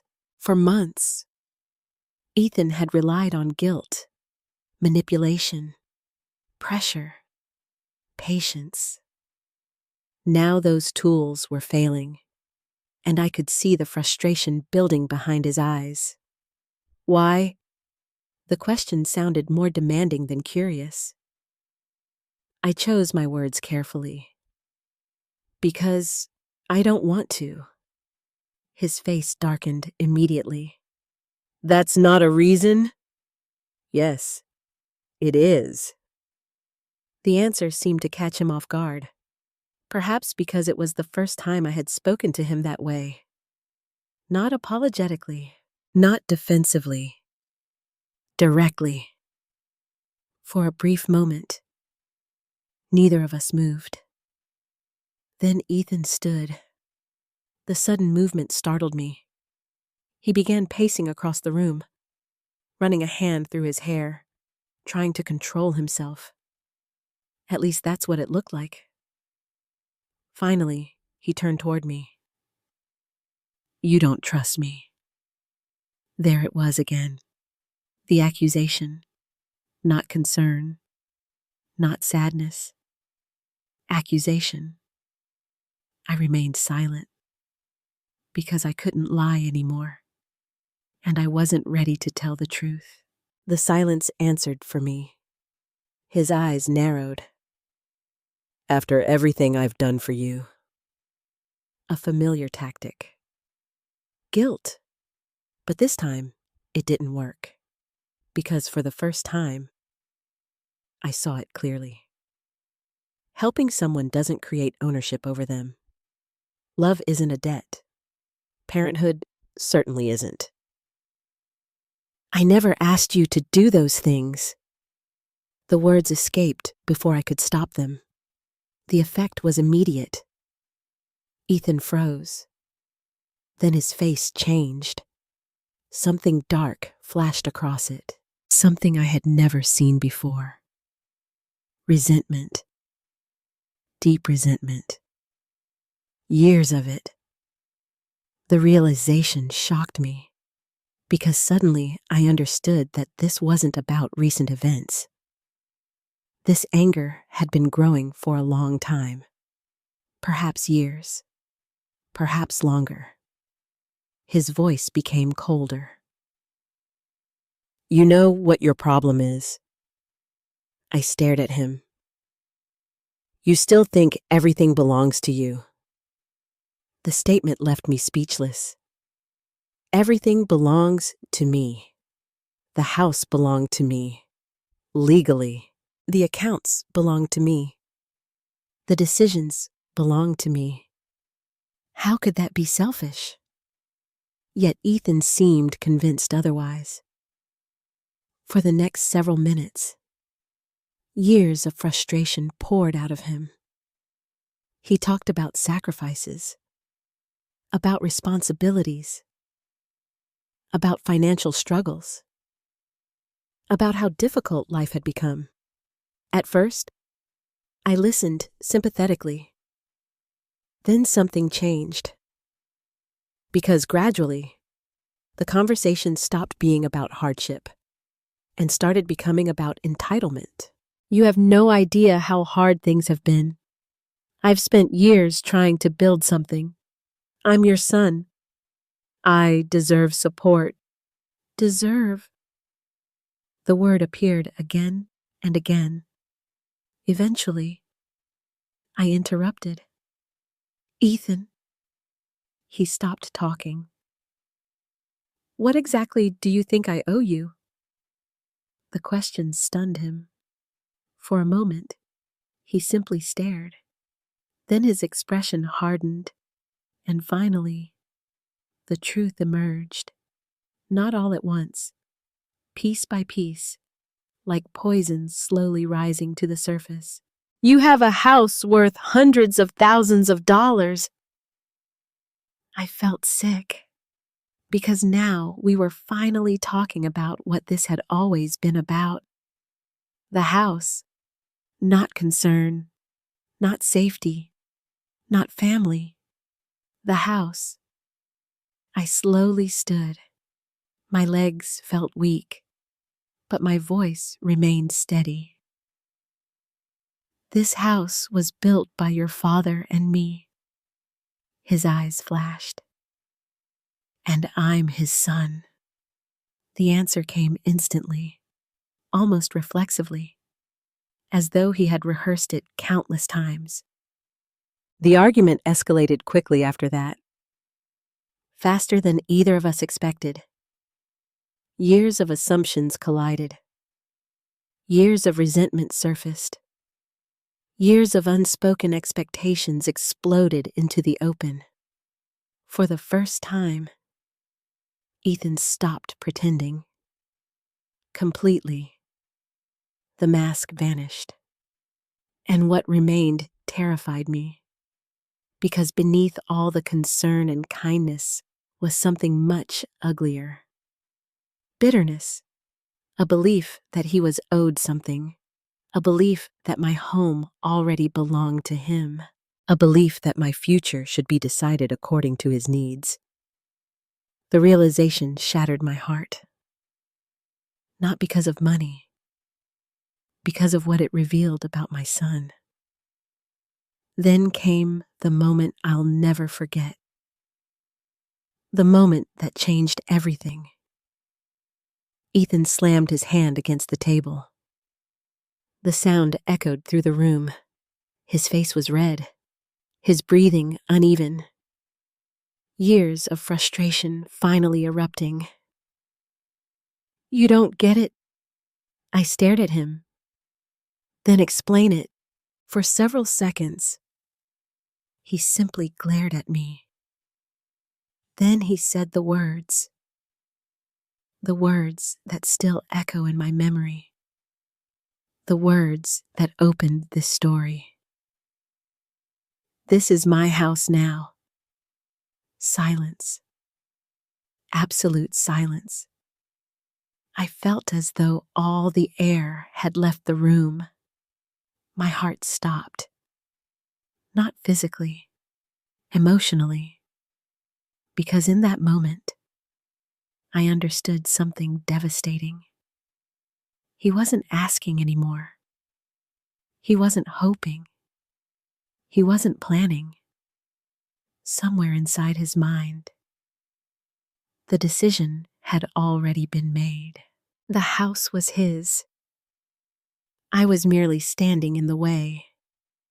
The betrayal hit harder than anything before it. Harder than the missing documents. Harder than the manipulation. Harder than the lies. Because those 6 words revealed the truth. The complete truth. I looked at my son, and for the first time in my life, I didn't recognize him. Then something unexpected happened.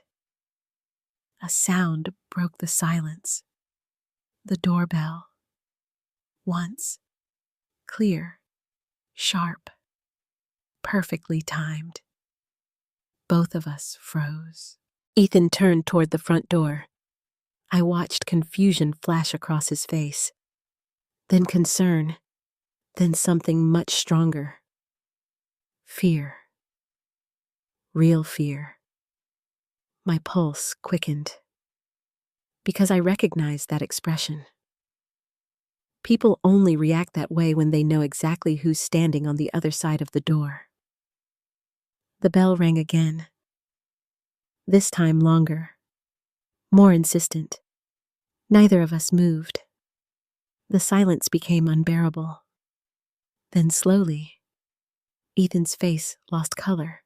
And in that moment, before the door even opened, I knew whoever had arrived was the last person he wanted to see.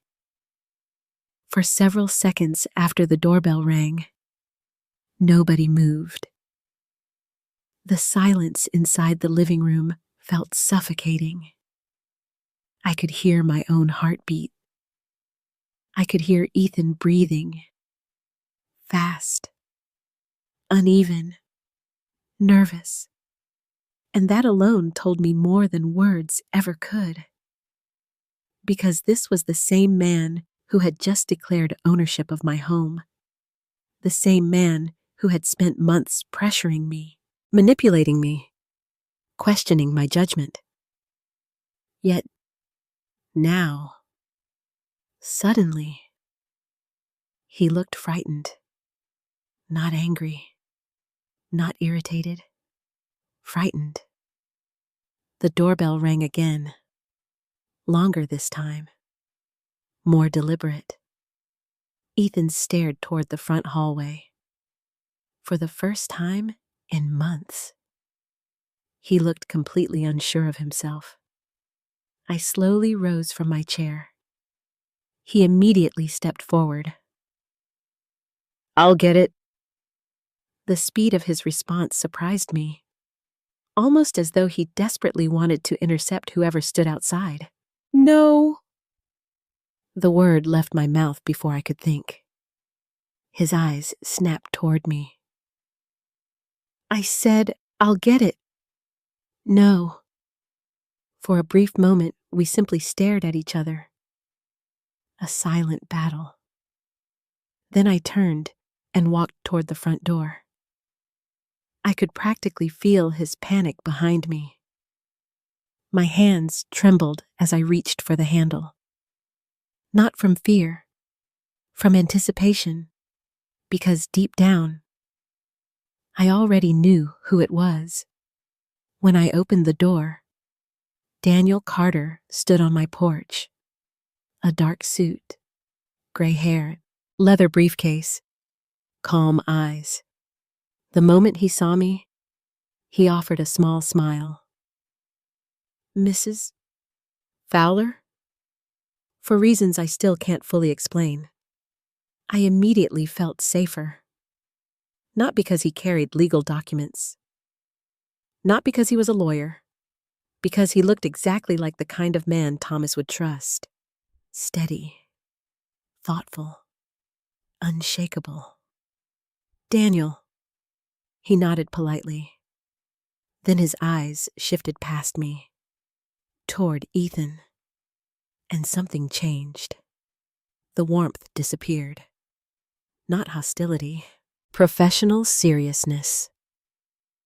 The expression of a man arriving for an important purpose. "I believe it's time we talked." Behind me, Ethan remained silent. A silence that spoke volumes. I stepped aside. Daniel entered. The moment he crossed the threshold, the atmosphere inside the house transformed. For months, Ethan had controlled every conversation, every narrative, every explanation. Suddenly, that control was slipping away. Daniel set his briefcase on the dining room table. Calmly, methodically. Then he removed several folders. Thick folders. Far thicker than I expected. The sight immediately caught Ethan's attention. "What is this?" His voice sounded defensive. Daniel didn't answer immediately. Instead, he arranged the folders neatly across the table. Then he looked directly at Ethan. "You must be Ethan Fowler." The question wasn't really a question. Ethan nodded cautiously. "Yes." Daniel extended a hand. Ethan hesitated before shaking it. The interaction lasted only seconds, yet the tension between them was obvious. Daniel took a seat. "So, are we all going to sit down?" His tone remained polite, but it wasn't a request. Slowly, we gathered around the dining table. The same table where Ethan and Melissa had suggested assisted living. The same table where Sophie accidentally exposed their plans. The same table where countless family dinners had once taken place. Now it felt more like a courtroom. Daniel opened the first folder. My pulse quickened. For months, questions had consumed me. Now answers were finally within reach. Ethan tried speaking first. "Mom, what exactly is this?" I looked at him. For the first time, I didn't feel the need to explain myself. "Why don't we listen?" His jaw tightened. Daniel began. "My name is Daniel Carter." His voice was calm, measured, the voice of someone accustomed to difficult conversations. "I represented Thomas Fowler for many years." The mention of my husband's name immediately changed the atmosphere. For a moment, nobody spoke. Then Daniel continued. several years before his death. Thomas asked me to help establish certain legal protections. Ethan's face immediately lost color. Only slightly, but enough for me to notice. Daniel noticed too. Yet he continued as though nothing had happened. Thomas loved his wife very much. The simple statement nearly brought tears to my eyes, in that he was deeply concerned about her future. Daniel opened another folder. Inside were documents bearing Thomas's signature. His real signature. I recognized it instantly. The sight made my chest ache. He wanted to ensure that Becky remained protected under all circumstances. Ethan shifted uncomfortably. I noticed. Daniel noticed. Everyone noticed. Yet nobody mentioned it. Not yet. Then Daniel removed another document. This one looked more formal, more complex. Multiple signatures, multiple pages, official seals. The atmosphere grew heavier. "What exactly are you saying?" Ethan finally asked. His voice sounded strained. Daniel looked directly at him.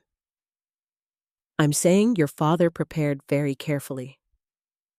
The answer was simple, but its effect was profound, because for the first time, Ethan looked genuinely worried.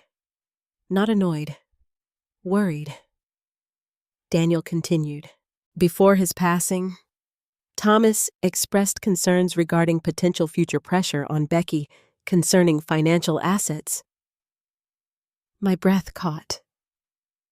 Pressure. The exact word. Not assistance.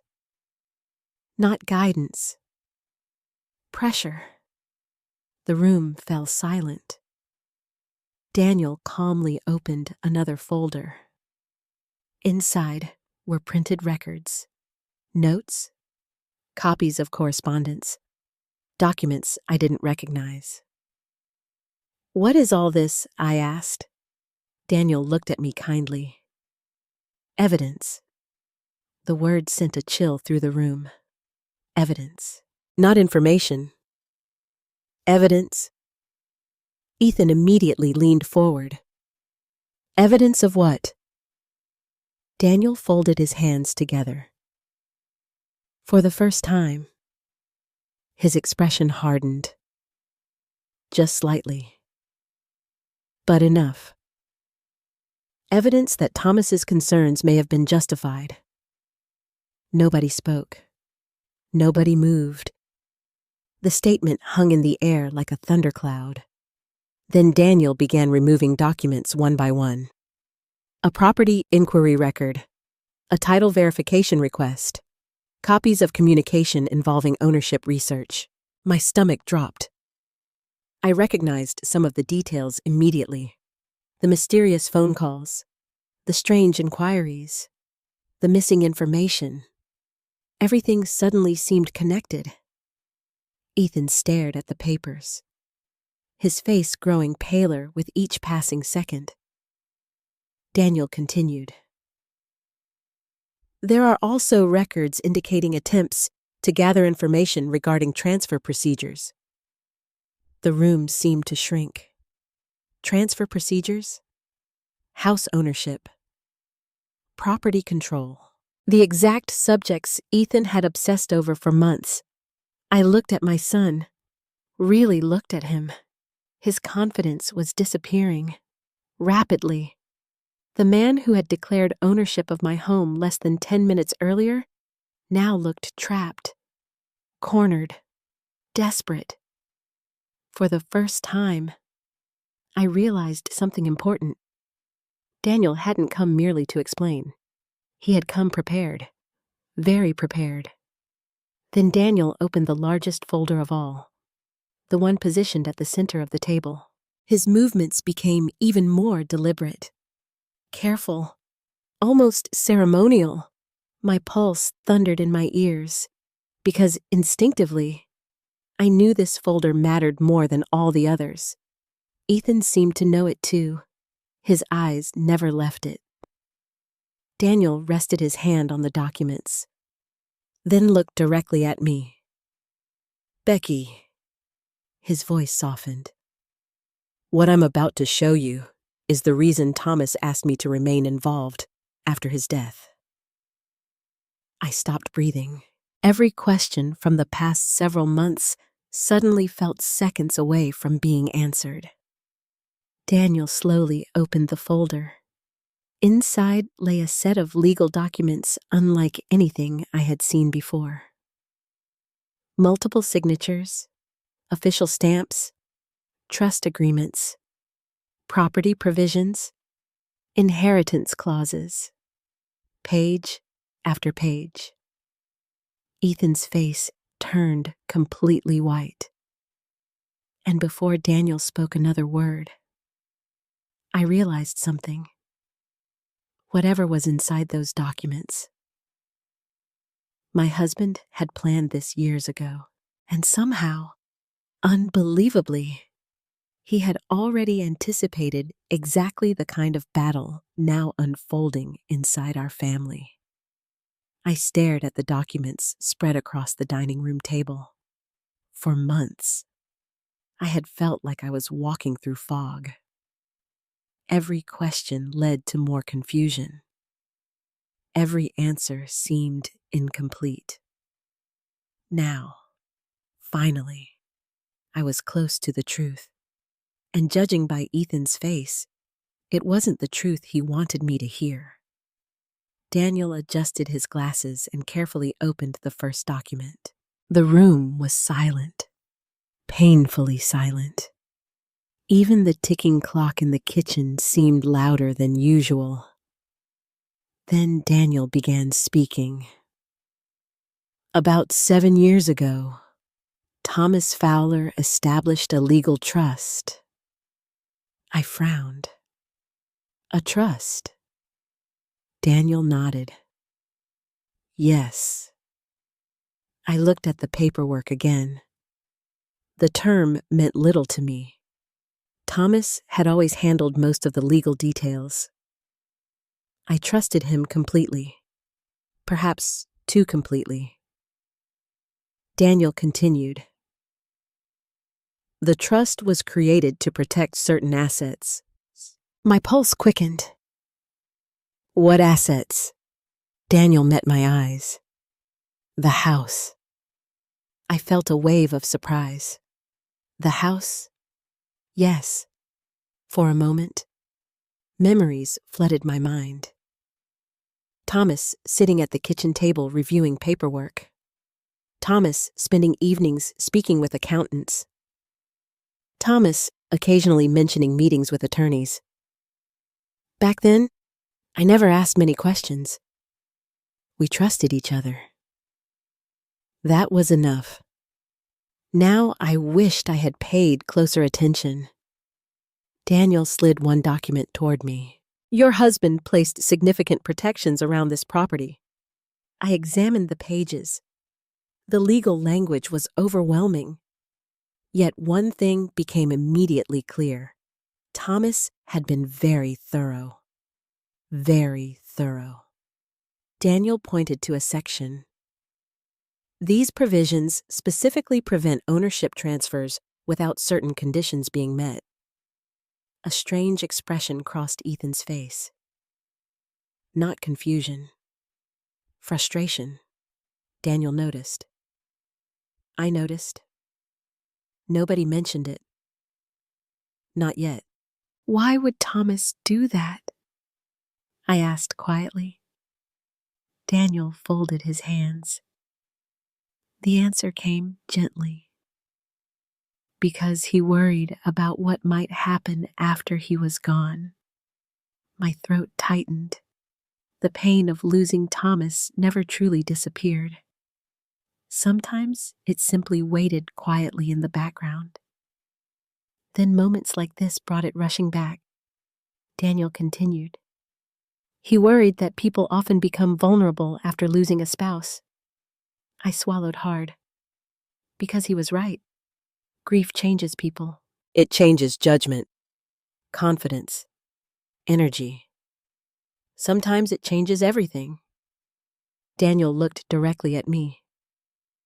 Thomas wanted to make certain that no one could pressure you into major decisions. The room became still again.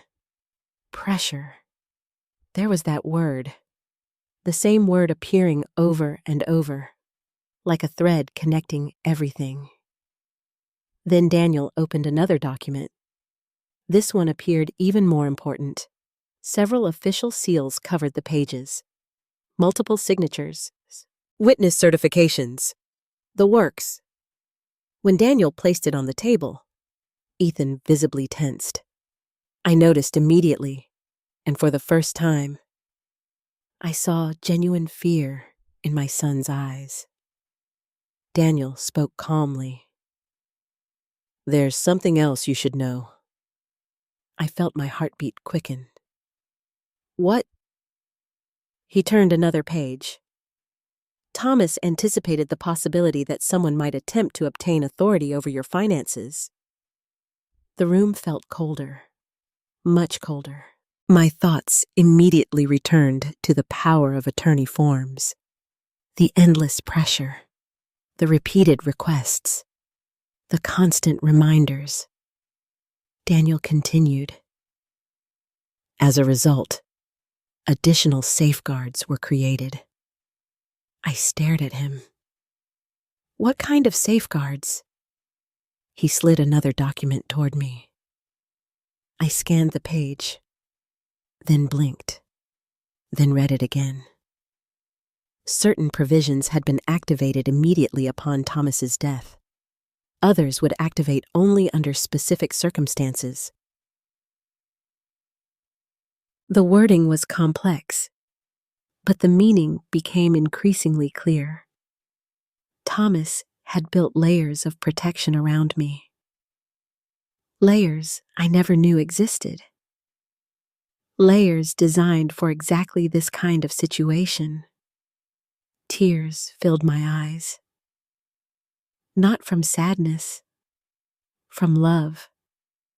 Because suddenly I realized something extraordinary. Even after his death, Thomas had been trying to protect me. All these years later, he was still protecting me. The realization nearly broke me. For a moment, I couldn't speak. Daniel allowed the silence. Then he carefully opened another folder. This one looked different. More recent. Far more recent. What is that? I asked. Daniel's expression hardened slightly. Records. The same word he had used earlier. Records. Evidence. Documentation. My stomach tightened. Daniel removed several printed pages, then placed them neatly on the table. Over the past year, there have been multiple inquiries regarding this property. I immediately recognized where this was heading. My pulse accelerated. Daniel continued. Ownership verification requests. Transfer procedure inquiries. Title-related research.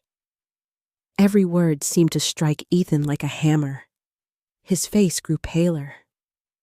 His posture more rigid. I looked toward him.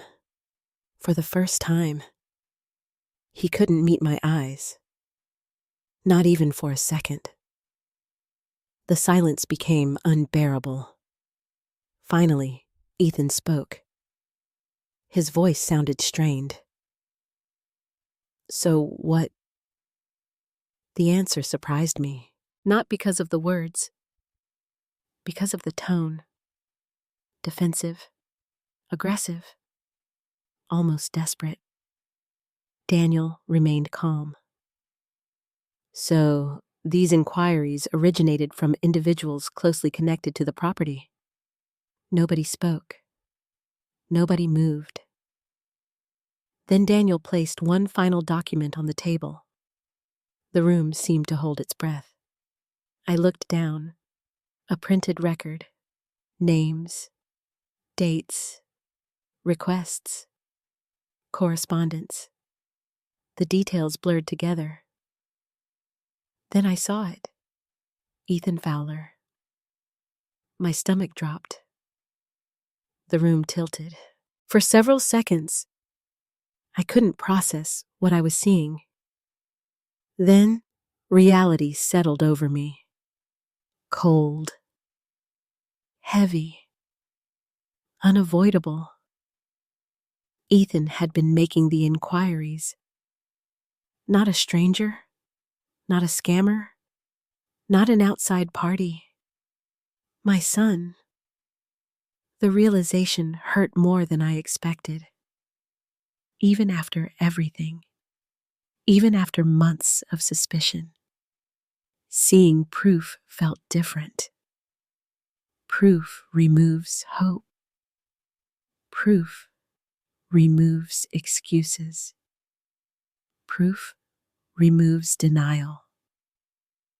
For a long time, nobody spoke. Then Daniel finally broke the silence.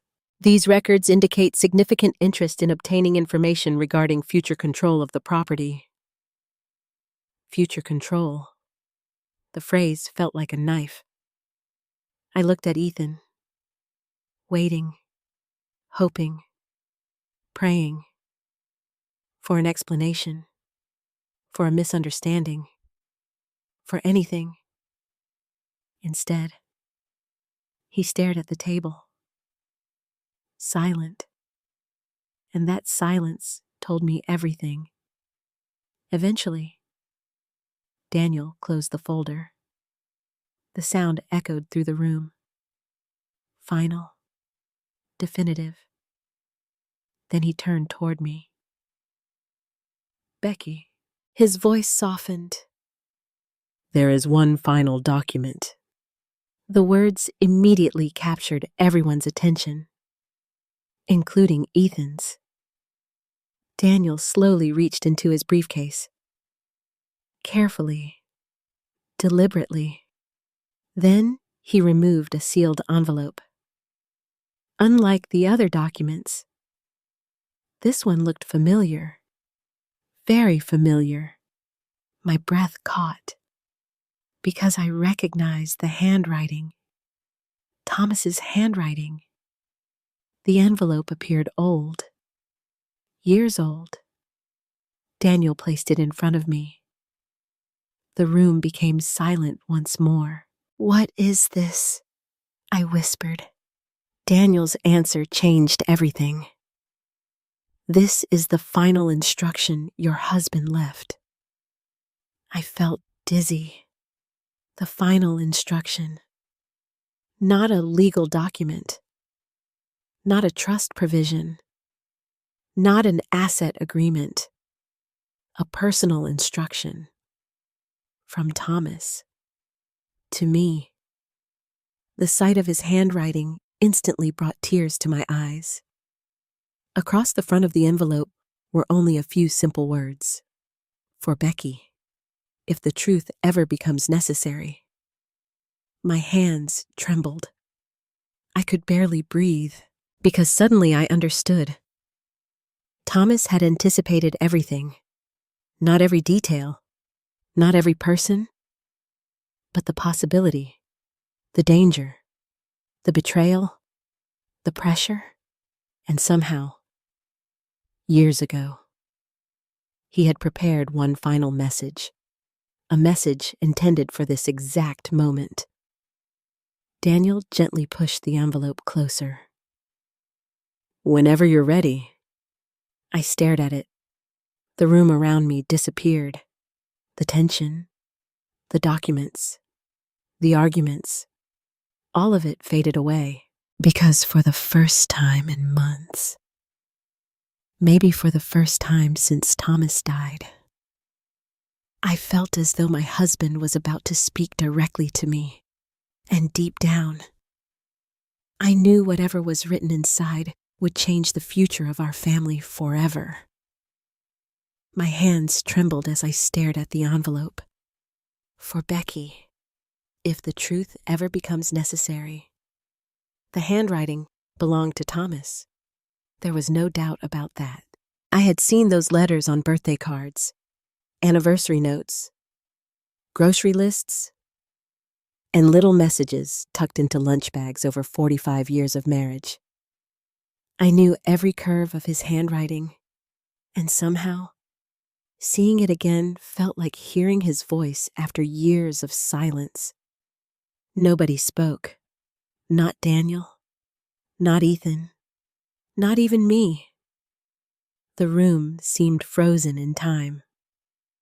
Finally, Daniel nodded gently. You should read it.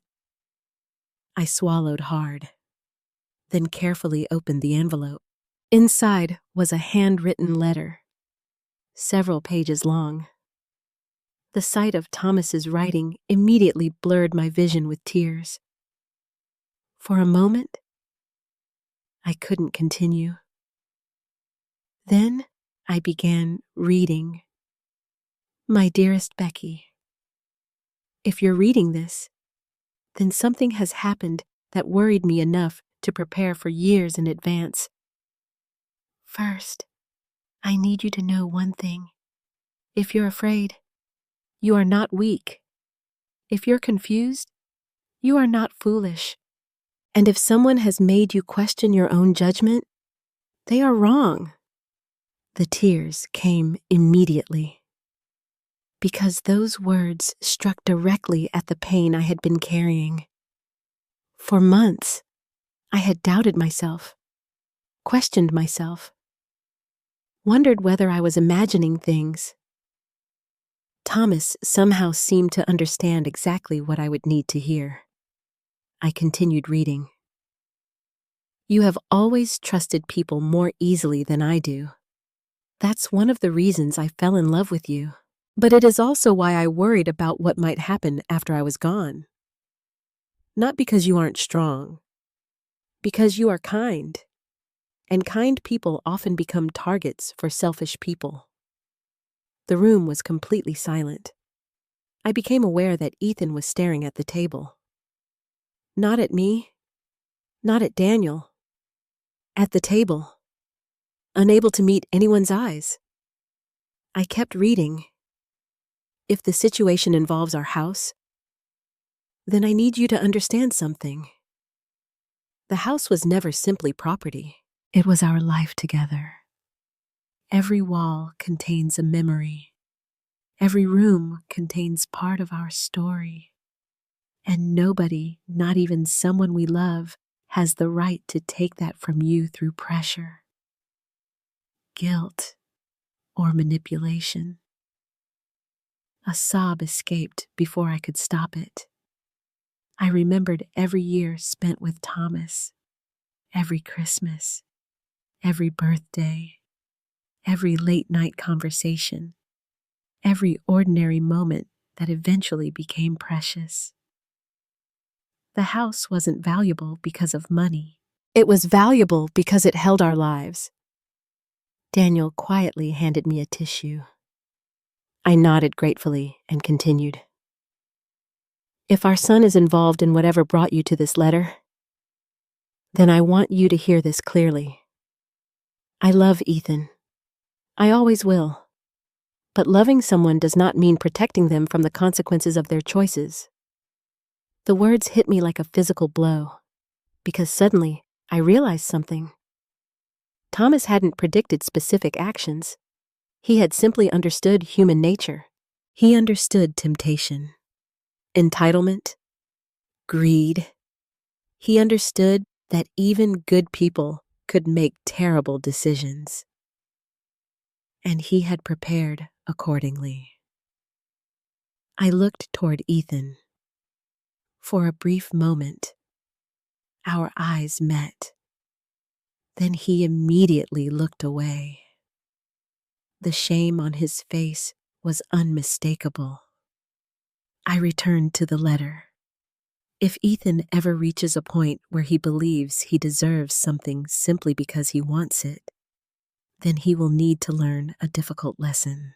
Nothing earned through manipulation is truly earned, and nothing taken from family can ever bring peace. My chest tightened.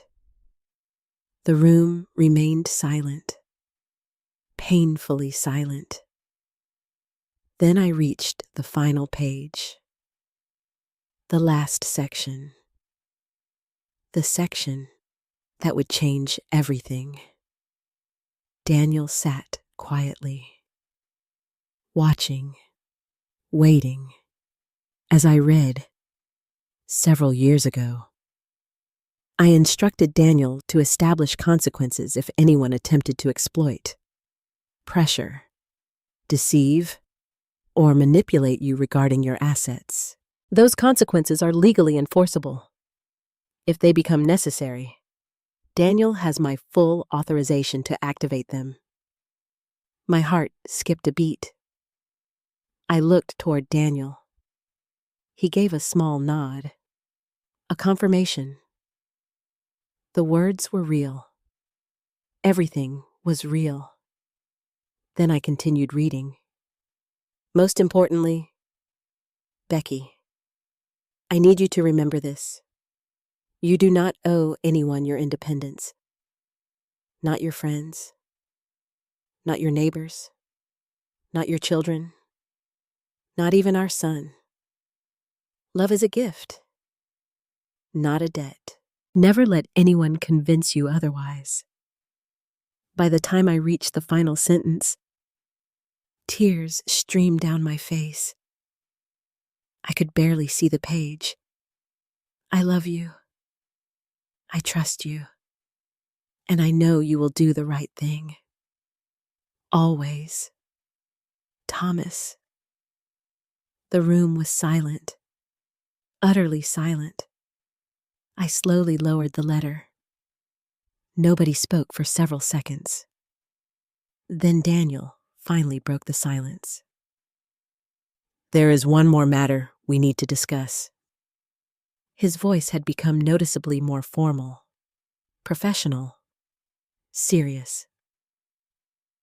I wiped my eyes and nodded. Daniel opened another folder. The final folder. The one Ethan had been watching nervously since the beginning. Immediately, Ethan stiffened. Daniel carefully removed several documents, then looked directly at him. Ethan. My son's shoulders tightened. What? Daniel's expression remained calm. Under the trust provisions your father created, an individual who attempts to improperly obtain control of trust-protected assets can trigger a forfeiture clause. The words seemed to suck all oxygen from the room. Even I needed a moment to understand. Forfeiture, I asked. Daniel nodded. Yes. Then he turned another page. The trust includes additional inheritance assets beyond the house. My eyes widened. Additional assets, I hadn't known that. Daniel continued. Investment accounts, retirement funds, life insurance reserves. The amount wasn't everything, but it was substantial, very substantial. Then Daniel looked directly at Ethan. And any beneficiary found attempting to exploit or manipulate Becky Fowler regarding protected assets may lose access to those future distributions. The room exploded. What? Ethan practically jumped from his chair.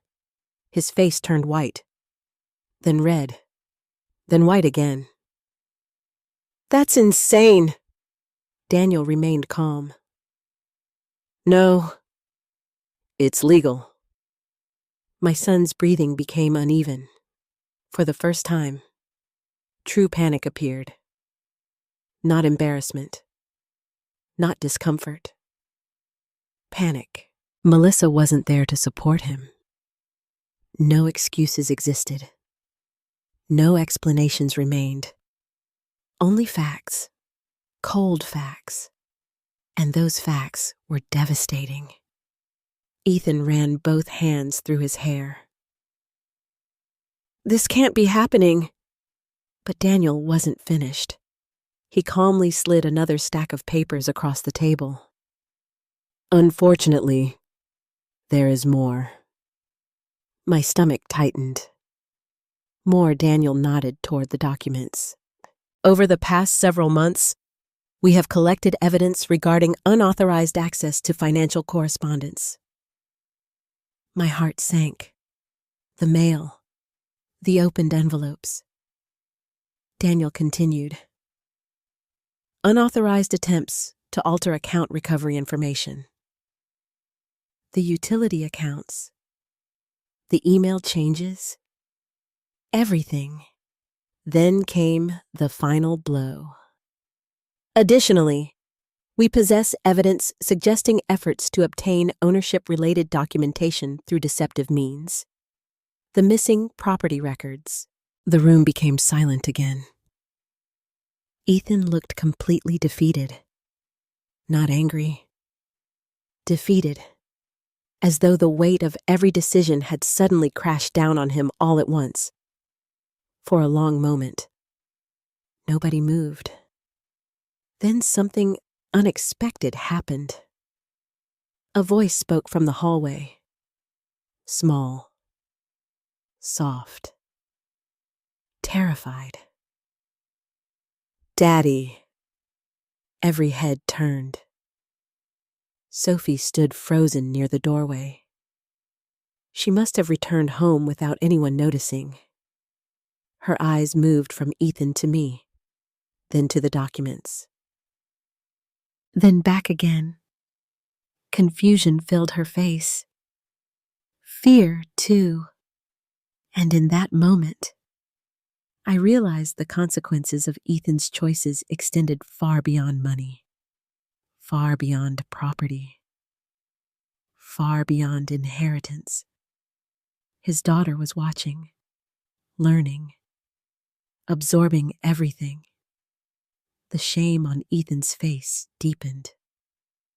Because for the first time, he wasn't being judged by lawyers, or legal documents, or trust agreements. He was being seen through the eyes of his own child, and somehow, that hurt him more than everything else combined. Nobody moved. Nobody spoke. Sophie stood frozen near the dining room entrance, clutching the strap of her backpack. The innocence on her face made the entire situation even more painful. She wasn't supposed to see this. She wasn't supposed to witness her father's mistakes unfolding in front of strangers. Most of all, she wasn't supposed to watch the illusion of her family fall apart.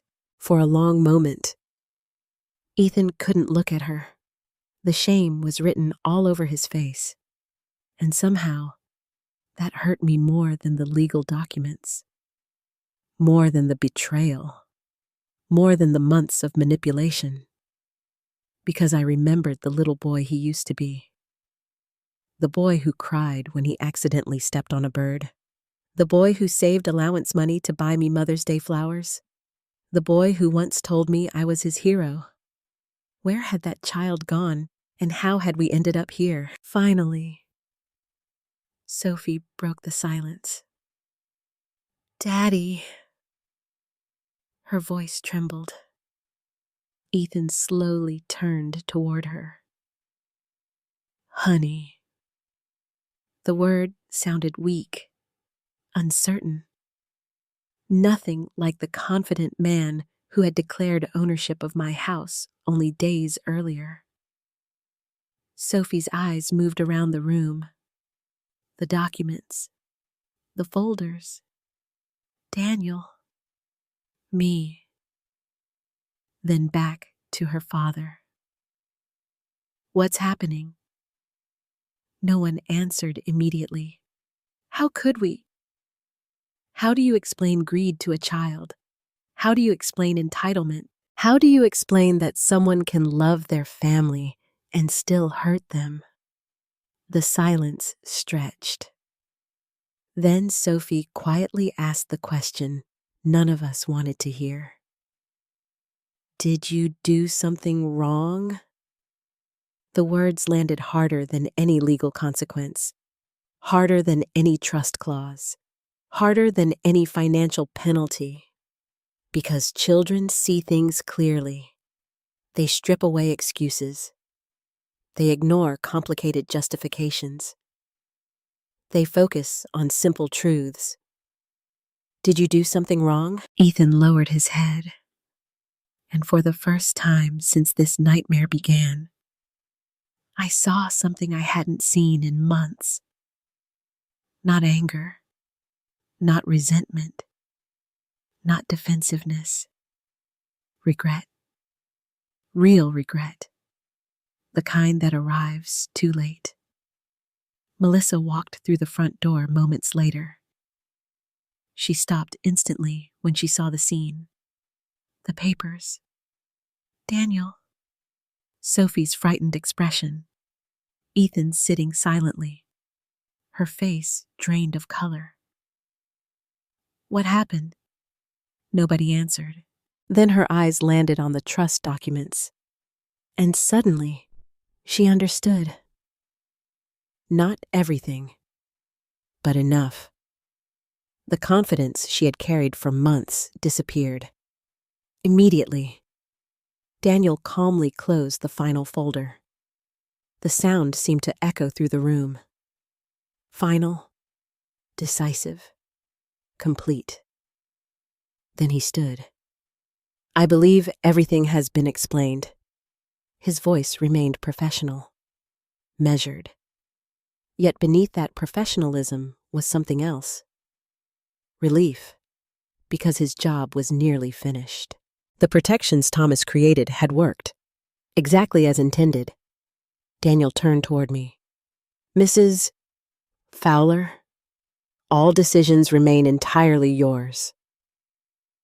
The statement was important, very important, because for months I had felt as though my choices were being taken away. Now someone was reminding me that they were still mine, every single one of them. I nodded slowly. Thank you. Daniel offered a small smile, then gathered his documents. Within minutes, he was gone. The front door closed behind him, and suddenly, it was just family. No lawyers, no evidence, no legal language. Only the people left behind, the people forced to live with the consequences. For several minutes, nobody spoke. Then Ethan finally stood. His eyes were red, his shoulders slumped. He looked older than I had ever seen him, older than his years, older than his age, older than his mistakes. Mom. The word barely came out. I waited. He swallowed hard, then sat back down, as though his legs could no longer support him. For a long time, he stared at the table. Finally, he spoke, and when he did, his voice sounded completely different. Gone was the arrogance. Gone was the entitlement. Gone was the certainty. What remained was simply a broken man. I don't know when it started. The confession surprised everyone, including himself. He looked toward me, then away, then back again. I wish I could tell you there was one moment. There wasn't. Nobody interrupted. Ethan continued. At first, we were just struggling. His voice cracked. The business wasn't doing well. We had debts, bills, pressure. I listened quietly, not because I agreed, because I wanted to understand. For the first time in months, He wasn't trying to manipulate me. He was telling the truth, or at least trying to. Then I started looking at the house. His eyes filled with tears. And instead of seeing your home, he paused, ashamed. I started seeing a solution. The honesty hurt, but it also mattered, because healing cannot begin without truth. Melissa sat silently beside him. Tears streamed down her face as well. Eventually she spoke. I should have stopped it. The room remained quiet. I knew we were crossing lines. Her voice broke. But I convinced myself we were helping. I remembered all the conversations, all the pressure, all the suggestions, the constant insistence that everything was for my benefit. Now even she no longer believed it. The illusion was gone, completely gone. Sophie quietly moved closer to her father, still confused, still frightened, but loving him anyway. Children are remarkable that way. Sometimes they offer grace before adults know how. Ethan wrapped an arm around her, then looked at me again. The tears finally came. Not controlled tears, not polite tears, real tears. The kind that arrive when denial ends. I'm sorry. The words were simple, but they carried months of weight, months of lies, months of pressure, months of betrayal. I'm so sorry. Mom. For a long moment, I didn't answer. Not because I wanted revenge, because forgiveness is complicated, especially when trust has been broken, especially when the wound comes from family. I thought about Thomas, his letter, his warnings, his love. Then I thought about the little boy Ethan used to be, the one hidden somewhere beneath all the mistakes. Finally, I spoke. I believe you're sorry. The relief on his face was immediate. Then I continued. But being sorry doesn't erase what happened. His shoulders sagged. Because he knew I was right. Trust takes years to build, moments to break, and much longer to rebuild. That evening lasted for hours.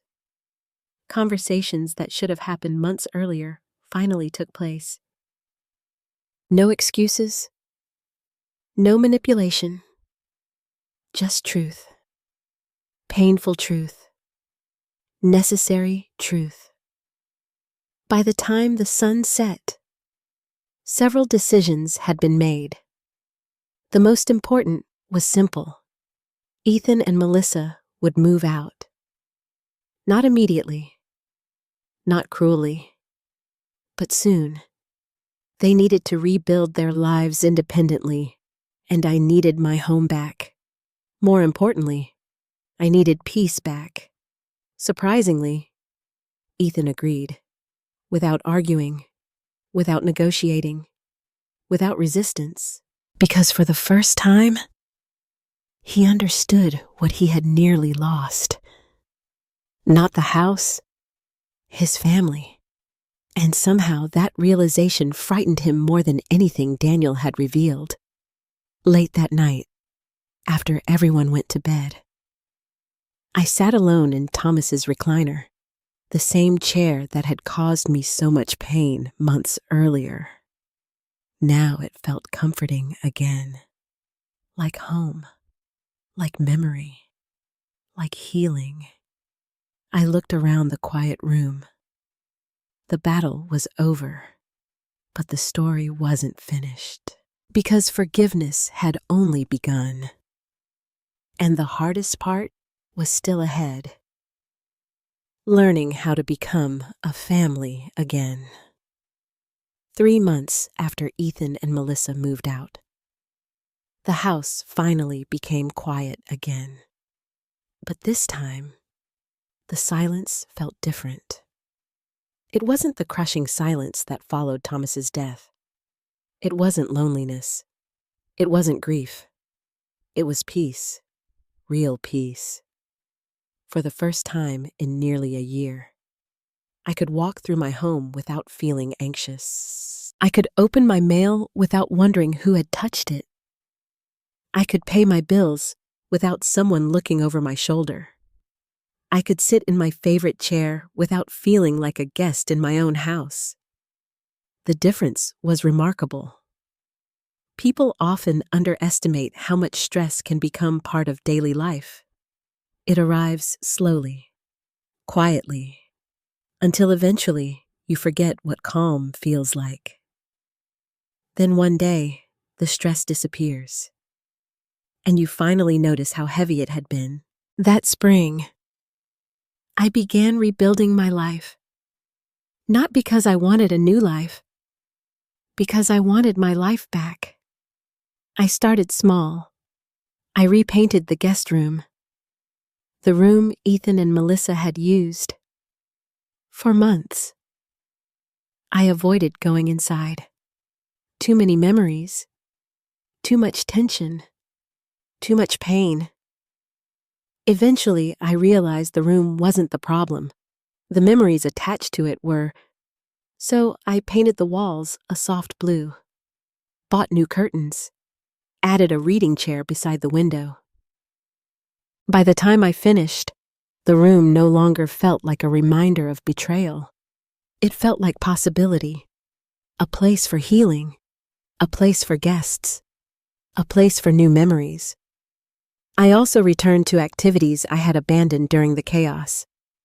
The church food pantry, book club, coffee with Linda, long walks through the neighborhood. Simple things, ordinary things, the kind of things that quietly rebuild a person's spirit. Linda noticed the change immediately, one morning, while sitting on her porch.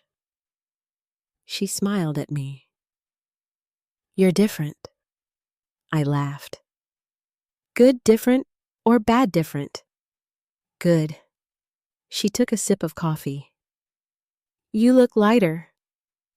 I thought about that, then nodded. Because she was right. I did feel lighter. The burden of constantly questioning myself had disappeared. The fear was gone. The uncertainty was gone.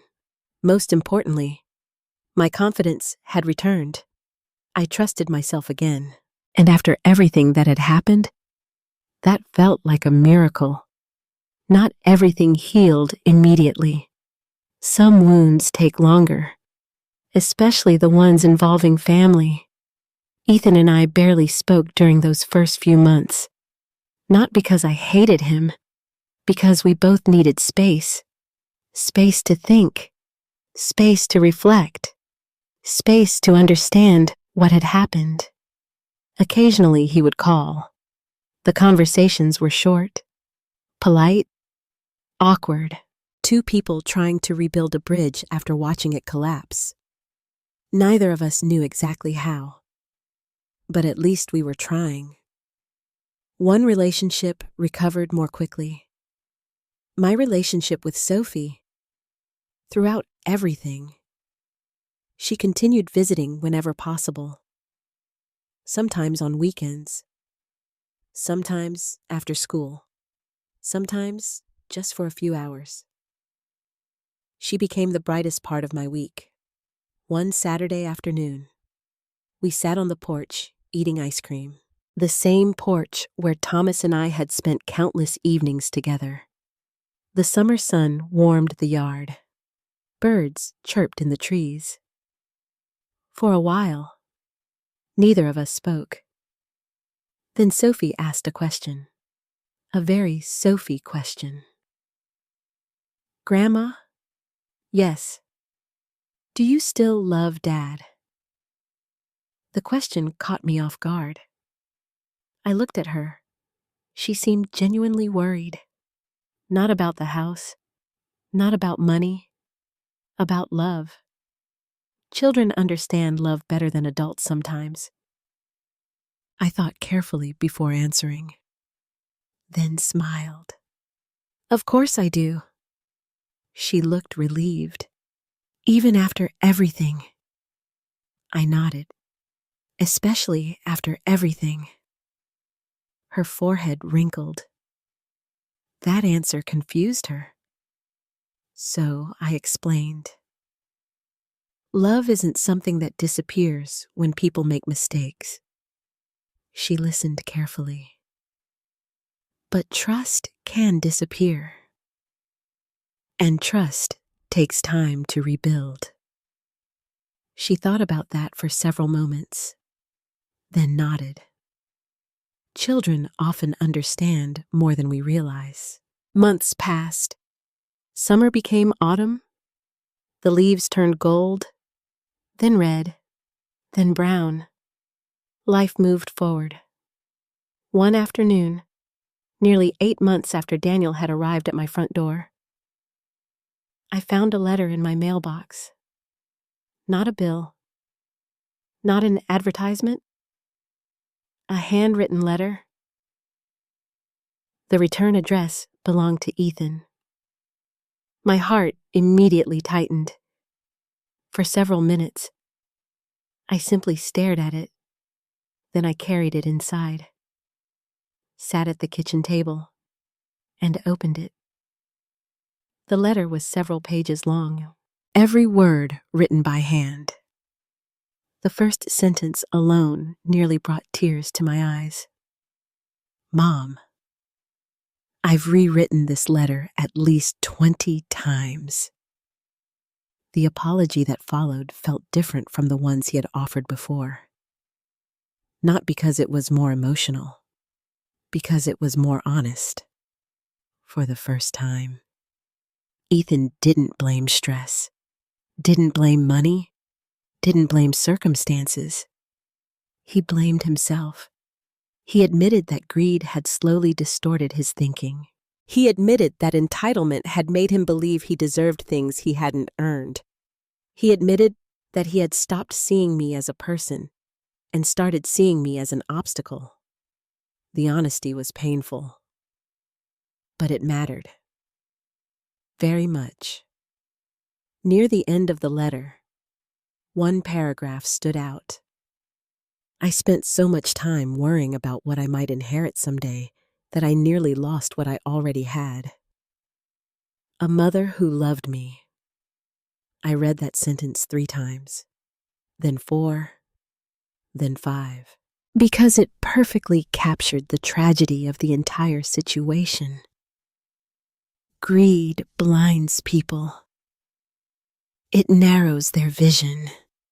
It convinces them that acquiring more matters more than appreciating what already exists. By the time they realize the truth, enormous damage has often been done. I folded the letter carefully, then placed it inside the wooden box containing Thomas's letters. Not because everything was fixed, because healing had begun. And that mattered. A few weeks later, Ethan visited, alone. No documents, no plans, no requests. Just Ethan. We sat on the porch together, watching the sunset, exactly the way we used to years earlier. The conversation wasn't dramatic. There were no speeches, no miracles, no instant reconciliation. Just honesty. And sometimes, honesty is enough. As the sun disappeared below the horizon, I thought about Thomas, about the trust, about Daniel, about everything that had happened. Then I realized something important.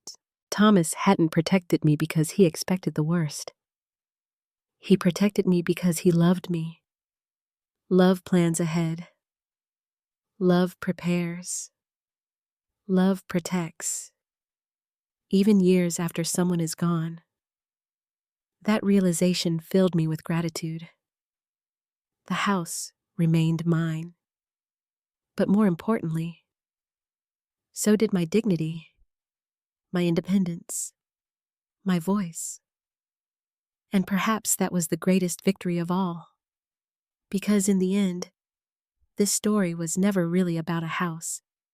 It was about boundaries, respect, family, and the courage to stand up for yourself even when the person standing across from you is someone you love.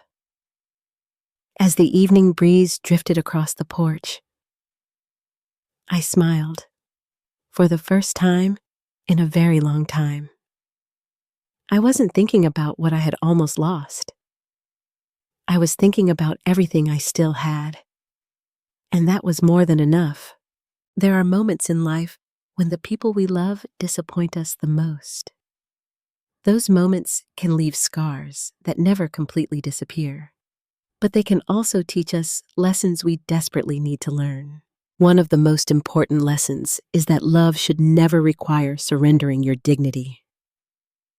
Loving your children, your spouse, or your family does not mean giving away your voice, your independence, or your right to make your own decisions. Healthy love includes respect. Without respect, even the strongest relationships can begin to break. This story is also a reminder that kindness and trust are beautiful qualities, but they should be balanced with wisdom. Growing older does not mean becoming less valuable. It does not mean your choices matter less. It does not mean other people should take control of your life. Every person deserves respect, regardless of age. Another lesson is the importance of preparation. Thomas understood that love sometimes means planning for difficult possibilities. By putting protections in place, he ensured that Becky would remain safe even after he was gone. Practical planning is not pessimism, it is an act of care. Most importantly, this story shows the difference between forgiveness and forgetting. Forgiveness can open the door to healing, but forgiveness does not require ignoring harmful behavior. Boundaries are not punishment. Boundaries are protection.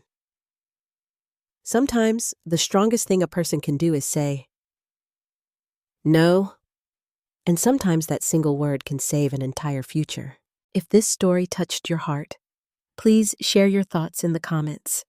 Have you ever faced a situation where you had to choose between family loyalty and self-respect? What would you have done in Becky's place? Don't forget to like, subscribe, and join our community for more heartfelt stories. And tell us where you're watching from and what time it is in your part of the world. We love hearing from you.